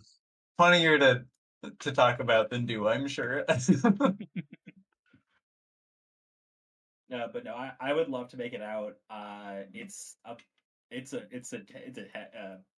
hike and a half. I am out in New York for context. So it would be a long flight. Are you? Do you play in New York City? I did. I grew up in Brooklyn. So when I started Amtgard in Empire's Grove, the chapter that meets in Central Park. That's pretty cool. What's that like? Weird. We had one of the highest walk-up rates in any Amtgard chapter. Not retention, because no one actually lived there that was a walk-up. It was all random tourists. But no, we were a large barony, small shire, and we just kind of met in a random corner of Central Park. We were weird because everyone came to park on the subway. So we were a very low equipment park. Like we never did great weapon brackets in our tourneys because no one could bring a polearm on the subway. So we just did double dagger brackets instead. We had a guy who made a polearm called the commuter pole, which was just the height of of a subway door, so that he could fit through the door. No, it was a really wild way to start Amtgard. but I moved for college, and so I don't live there anymore. I never moved back. That's fun. Yes, it looks like Louis Flameseeker here in the chat would like to clarify that what Chewy said was, sorry, I'm Chewy, president of the AIBOD. Can the website reflect that? Okay, that Yeah. having seen the screenshot, Yeah. maybe yes, technically that's what he said. He means well. Yeah. No I've worked with problem there. Chewy on a bunch of different committees of AI, and he's a funny guy. I really like. So we work in the on the contract team, the AIBOD and the contract team have a shared chat. So I chat with Chewy regularly, and I enjoy a lot of our interactions. But it's just it's funny seeing him in other contexts. Like we because it's funny when I think of Chewy, he's a lot more casual when we're interacting, and then sometimes he has to put on his official person hat and go do something official, and it's just a different vibe. Like for example, this past Thursday when the BOD and the now former V9 committee chatted and had our like essentially exit interview.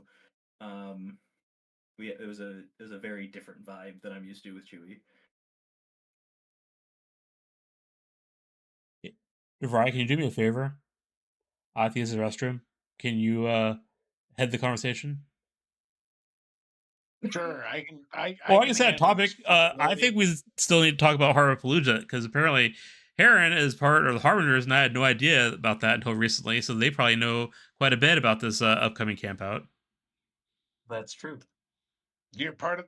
Wait, what? Yeah, Yeah, I'm part yeah. Talk of about this that. I'll be right household. back. Yeah, I'm part of this household called the Harpingers that does cool stuff like run events like Harpapalooza. Oh, I are the Harbingers no longer a fighting company, or do they have a household too? That is correct. They used to be a fighting company, and then they decided to become a household instead. And No. because of that, they gained a lot more members. I think there's like, I would have to count, but like approximately 20 full members. Well, heck, Uh, I would join a Harbinger household. they're pretty cool. I'd recommend. Yeah, Uh, yeah, they're I putting like. on this event. All the Harbingers are various crats of it. They're trying to put it on for super cheap. It's $20, whether you're showing up for one day or the whole time. It's a really basic site, but the idea is like basic event. We play a whole bunch of battle games. I think because it's sponsored by Black Spire, there will be like a court on one of the days, but it is like battle games and tournaments the whole time. Good basic event. What are the dates? I'm glad you asked so that I can Google them. Or I can go to the-harbingers.com and find out all kinds of information about this upcoming event, such Oh, as that it's happening July 12th through 14th at Beacon Rock State Park, Washington. $20. That's a steal. Let's see how far Includes Beacon Rock one is from seat. me. Group site G for the G's. Google. How far is this from me? Well, it's in Skamania County, so not far. I don't Well, know what actually, it the. is kind of far. It's east Eh, of Vancouver. An hour and a half it's east. too. Yeah. It's 2 hours and 18 minutes from my place. Like even if I just day tripped, that would be worth it. Winter Bash, which is not in winter, so I refuse to call it Winter Bash. They need to call it Spring It, Bash. yes, they do. Um, I'm not going to be able to go to that. I could only day trip, and I'm not driving 4.5 hours to day trip. So it is 42 hours from my house by car. That's fine. It That's fine. technically spring doesn't start until the 19th, so it is technically still Winter Bash. It would be Well, 7 hours by flight. 7.5. Prettiest, you're going to SKBC, right? Yeah. Herring, you're going? yep. Yeah, you got a ticket to go with me. So that's gonna be fun. We're gonna party in Vegas. Bring a couple extra dollars, Critias, so we can lose them. No No, gambling for I you. don't have dollars to lose, my guy. All right, fair enough. Fair enough. I don't really like gambling anyway. Um, anybody doing any like weird events that they haven't gone to before this year, Uh, other I- than? I've actually been trying to get to an event somewhere on the East Coast. I just need to find one that isn't in the middle of all of the Pacific Northwest events. Yeah, So, that's like, tough. That if, I if there's a think good one over there that's not in September, let me know. End of I'm going. August? I'm going to Maybe. be. I'm going to be going to Winter War. I think it's in Alabama in like Farther November. south than me. Okay. And Figure that's most things at the East Coast are south of me, so that's not that particularly useful information. that's Beldag. Yeah. So I'm probably going to. Travis, that's not true. I do like to sin. I just don't like to lose money to sin. Uh, but yeah, so I think I'm going to go to Winter War. And I think I don't have a ton of. I started a new job, so I don't have a ton of PTO saved up yet. So that's probably the only like new event I'm going to go to. I got to go to a non-Amtgard event called Drachenfest last summer. Oh Which is the yeah, how was first that? major Euro-style LARP in the U.S. It's like 700 people for about a week. Nice. It's like 5 days, I think. It was a departure for sure. I had never been to a latex LARP before. The combat is much more theatrical and less physical. The magic casting system is super interesting. Like it's all very like it's a mages guild, and you have to do like present research and do like I have to give a thesis this summer to unlock the next level of magic. On introducing a new concept to the collective body of knowledge for the mages guild. Um, it's a really wild experience. I've done immersives before, uh, or not immersives, but we did a local parlor LARP, and it was not that. It was full immersion, like almost like whatever the game time is like 8 a.m. to midnight or something like that. Um, like 10 p.m. I think is the last call for field battles. But it was a wild experience. Sounds pretty intense. Heron and I are talking about getting a couple people together and going and trying a more immersive LARP. We're not sure which one. There's a number of them in the Pacific Northwest we could aim at. So we haven't settled on one, but we were talking about it. Give us a different flavor. I've always wanted to go to Bicoline, but it's just expensive. It's international travel to go. You could do the voyage north, but that's I think a couple $1,000s. So Always There's looks a it'd fun be though. fun though. big overlap of a lot of people at Drachenfest did to be go. Yeah. It was one of the sponsors of the event was Calmacell, the latex vendor, and I believe they're also tied to Bigo. Cameron, you have to be pretty French, but not completely French. But it helps. It's in Quebec. Talking about Picoline. Yeah. I see Winjo's in the chat. We were just teasing him about his Canadian having to speak Frenchness. We had there's an ongoing joke where so Winjo did most of the like initial writing of V9, like the actual putting pen to paper, and then we would workshop from that starting point. And one of the recurring things was having to correct the spelling of armor.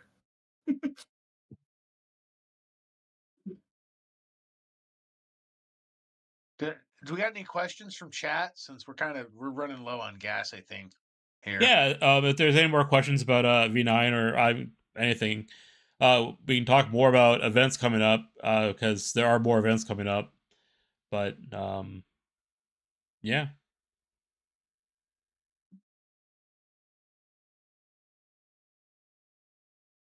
So, Critias, you went to your last big event was Keep on the Borderlands.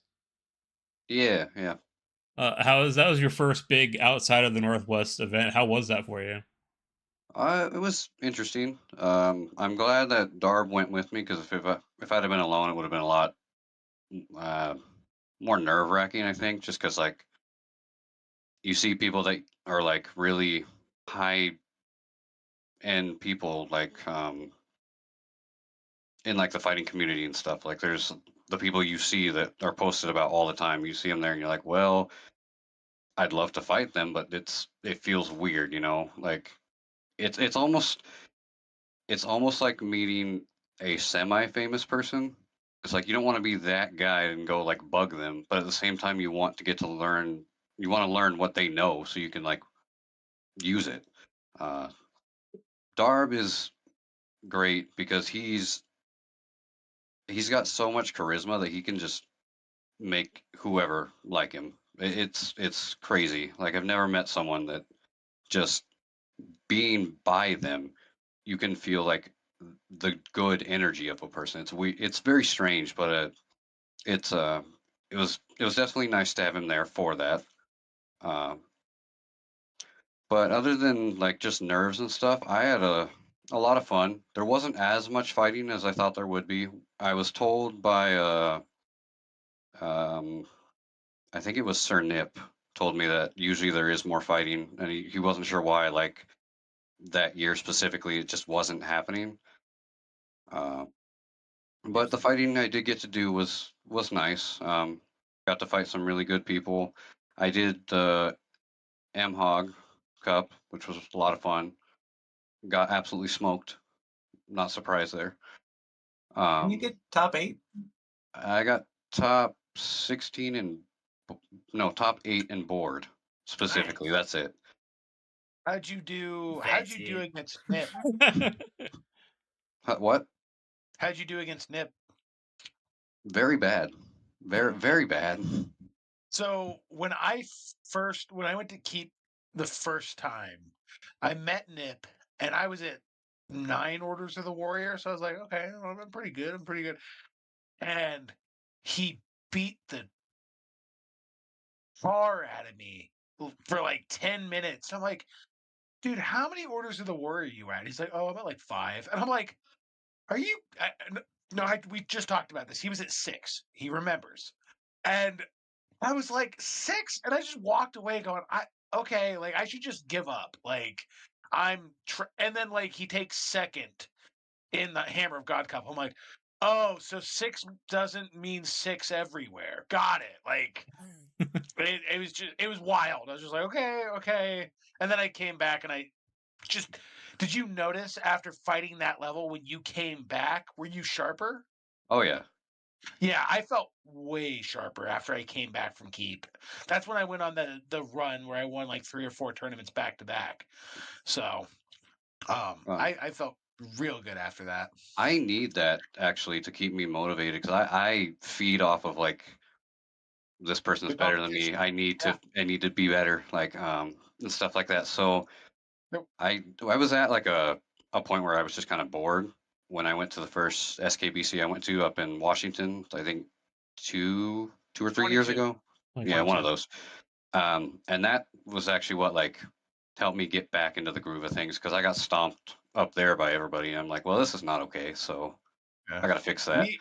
We talked about that, and we talked about it, and I told you you needed to travel, and I'm glad you're finding a way to do it. I know it's not easy. Yeah, baby's getting older now. She's almost 3, so it's not as big of like an issue that I can kind of go off for a little bit. So that's cool. Yeah, my cat misses me when I leave. That's it. One thing that you brought up, you were saying how you were like when you asked Nip his orders, it just made you kind of feel like giving up type of thing.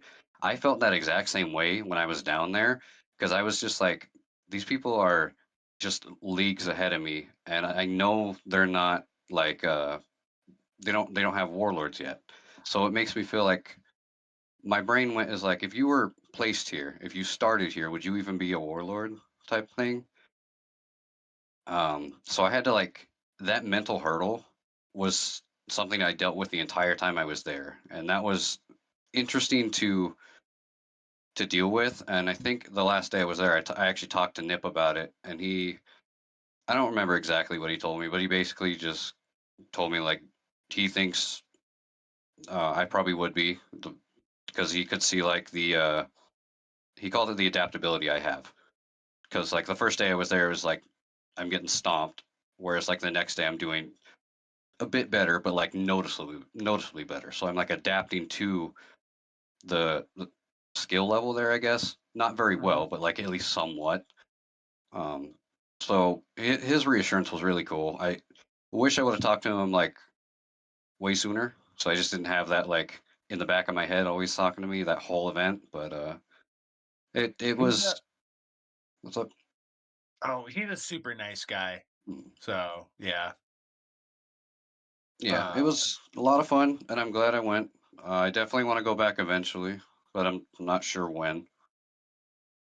from what I've been told from locals in the area, keeps kind of on a downswing. So just the attendance has just been falling off since post COVID, and I'm not exactly sure why, but um, I'm hoping with the joint Pack War and LCC coming up.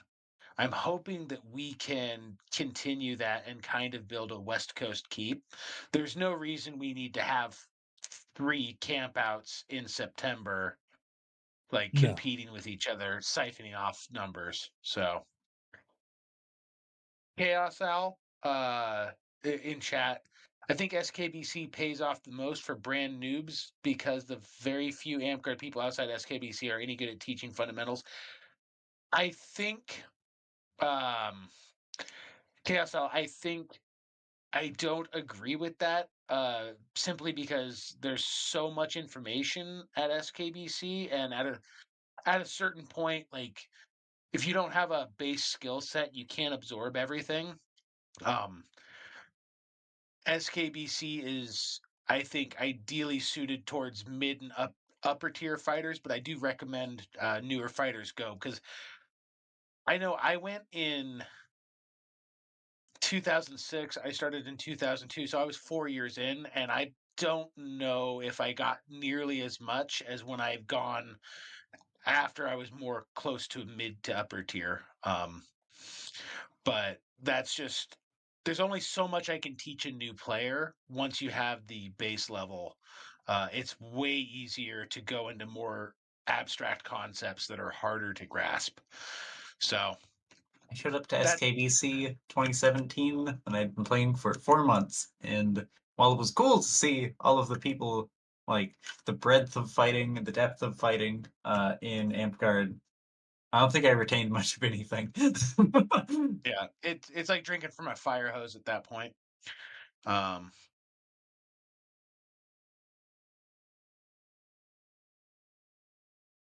that's interesting, KSL. I don't know who you are in person, but if you ever want to talk about that, that's an interesting conversation to have. Maybe your choice of instructors or the instructors that year were not suited to you. That matters a lot. I also It does. Oh, seeing I okay, I know who that is. Go ahead, sir. I was saying I think there's also with the quality of instructors at SKPC. I also think that one of the biggest benefits is so many of the classes are recorded. That you can now, because of SKBC's existence, not necessarily actually attending it, you can now access that information without having to actually attend in person. That helped me a ton. The more frequent recording of it.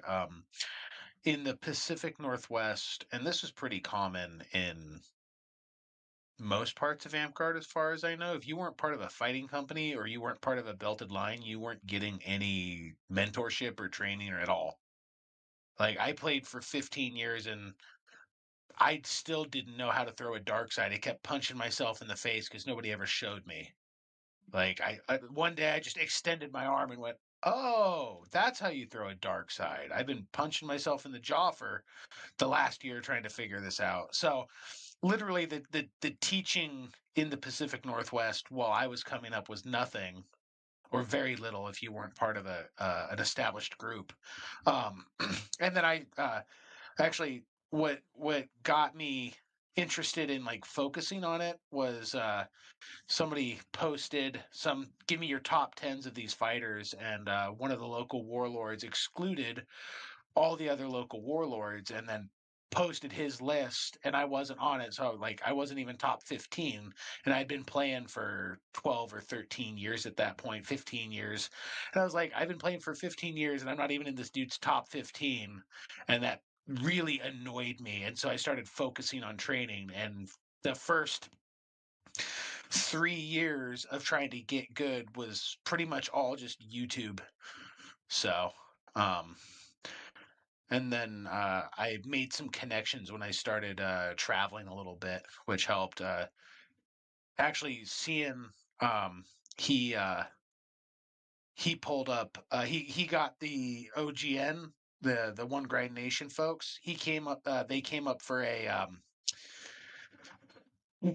seminar.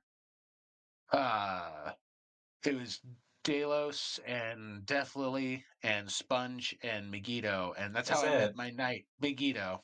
That was at So Camp Rylea, right? That winter Yeah, bash. Riley. yeah, Yeah. yeah, yeah. Sponge and Megiddo saw me fighting Flo, and I was doing good, and then they saw me put somebody in not a chokehold, but like I showed them a pressure point, and they're like, "Ooh, we like this guy," and then Hope I not got in combat.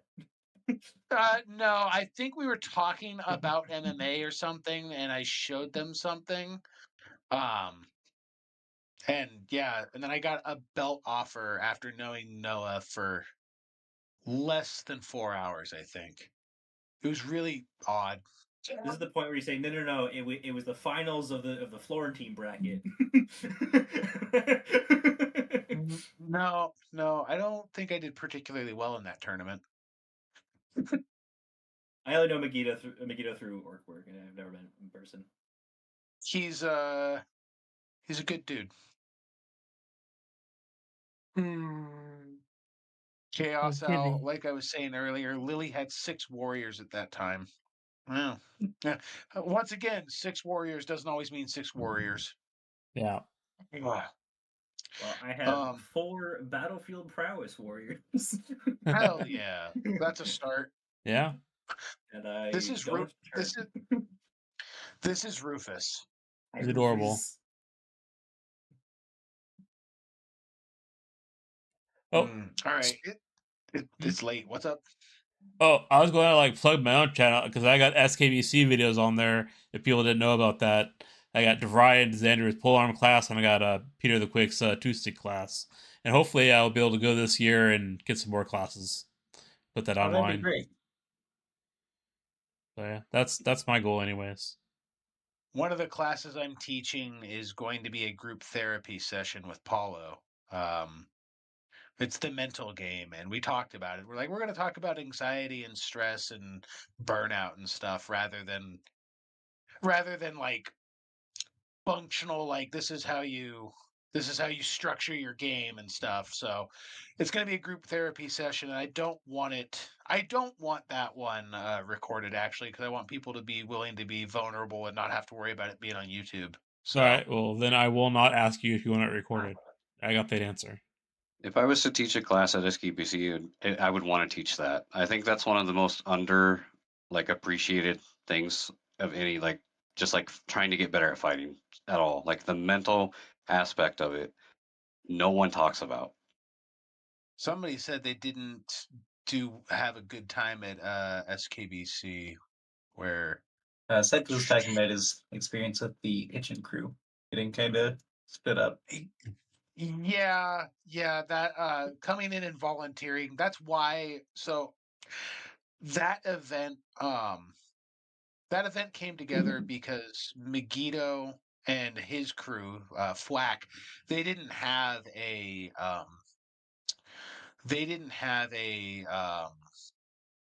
an event. They didn't have a site. They didn't have a bid. So I put one together last minute, and then most of the other people, most of the people who I would have normally asked were all burnt out to run it because I didn't want to run it. I wanted to take classes. At the time I wasn't a warlord, and then I wanted to teach after I got my warlord. So I passed that event off to somebody else to officially autocrat.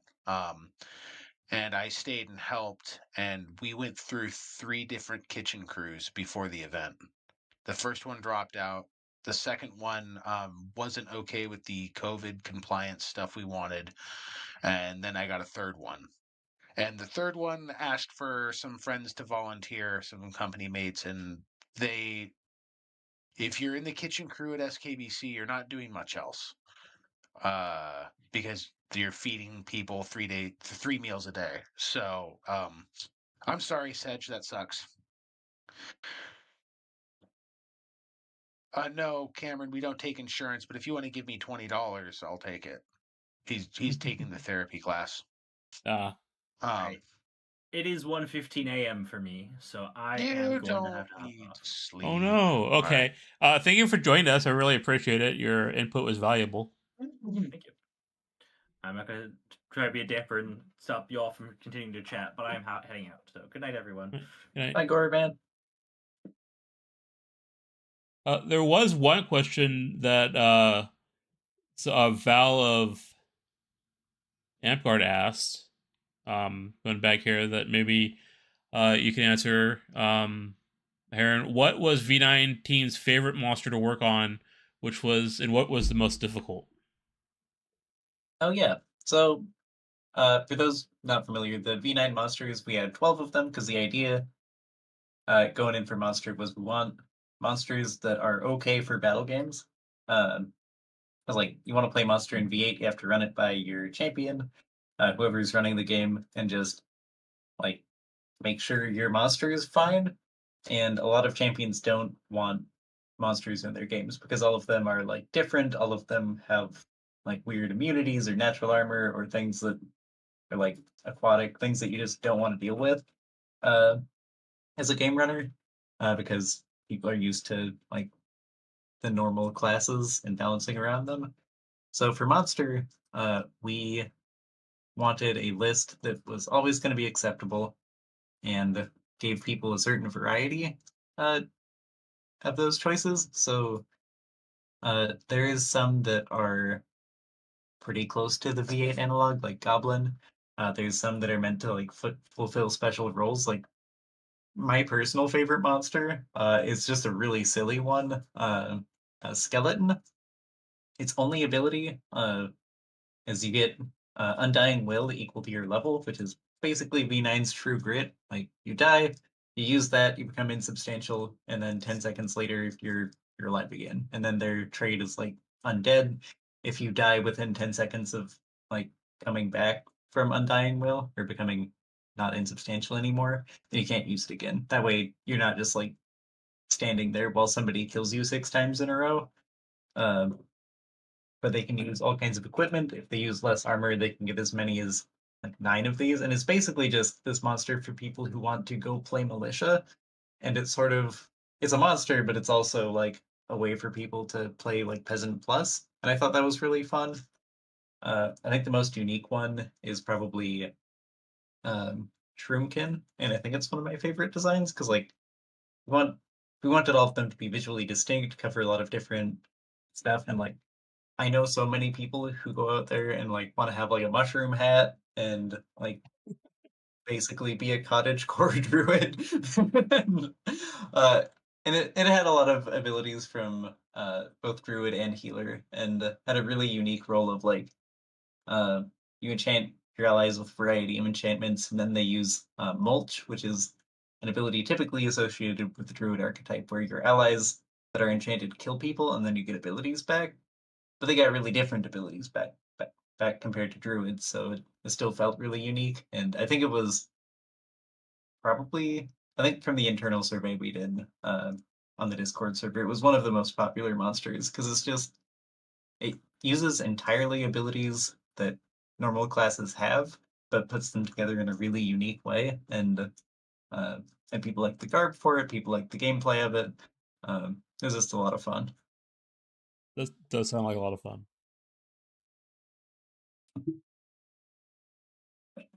So, were there any other V9 questions by chance? Apparently, we got a delete the door chant going on in the chat right now. Yeah, I think Kim Jin started that at the last pack war. Oh. So, and actually, that's not an uncommon sentiment.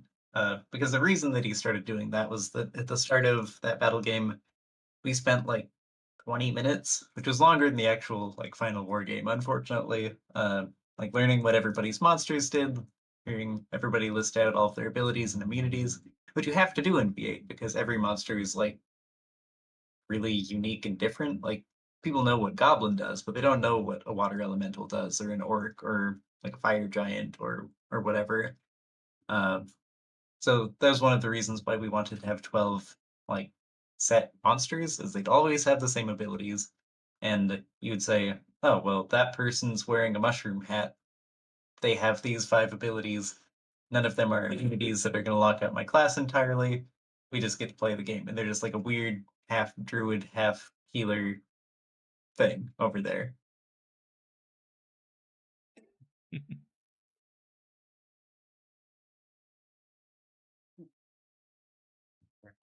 Yeah, hopefully, if we do get to continue developing, or if, well, I mean, we are going to continue developing, but hopefully, if we get to do it officially, we'll later on see a new version of Fedora and Avatar, which will hopefully be a little bit more synchronized to the actual rules.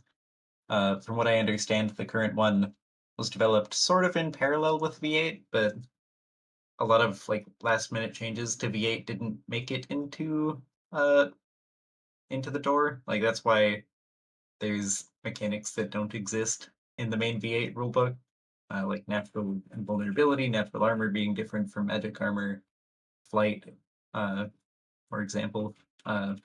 Just the reason why it doesn't line up is that it wasn't made to line up, and I think that Amtgard would be helped a lot by having a monster book that was made to line up. I agree 100%. It's a little frustrating.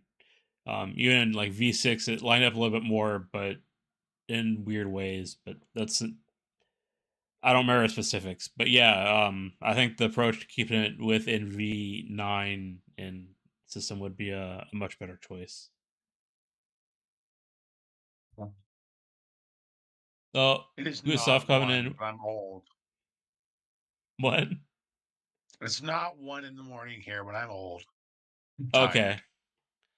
Tired. I guess we can end a little bit earlier. I think it was if everyone's ready to retire for the evening, and seems like people had some long days.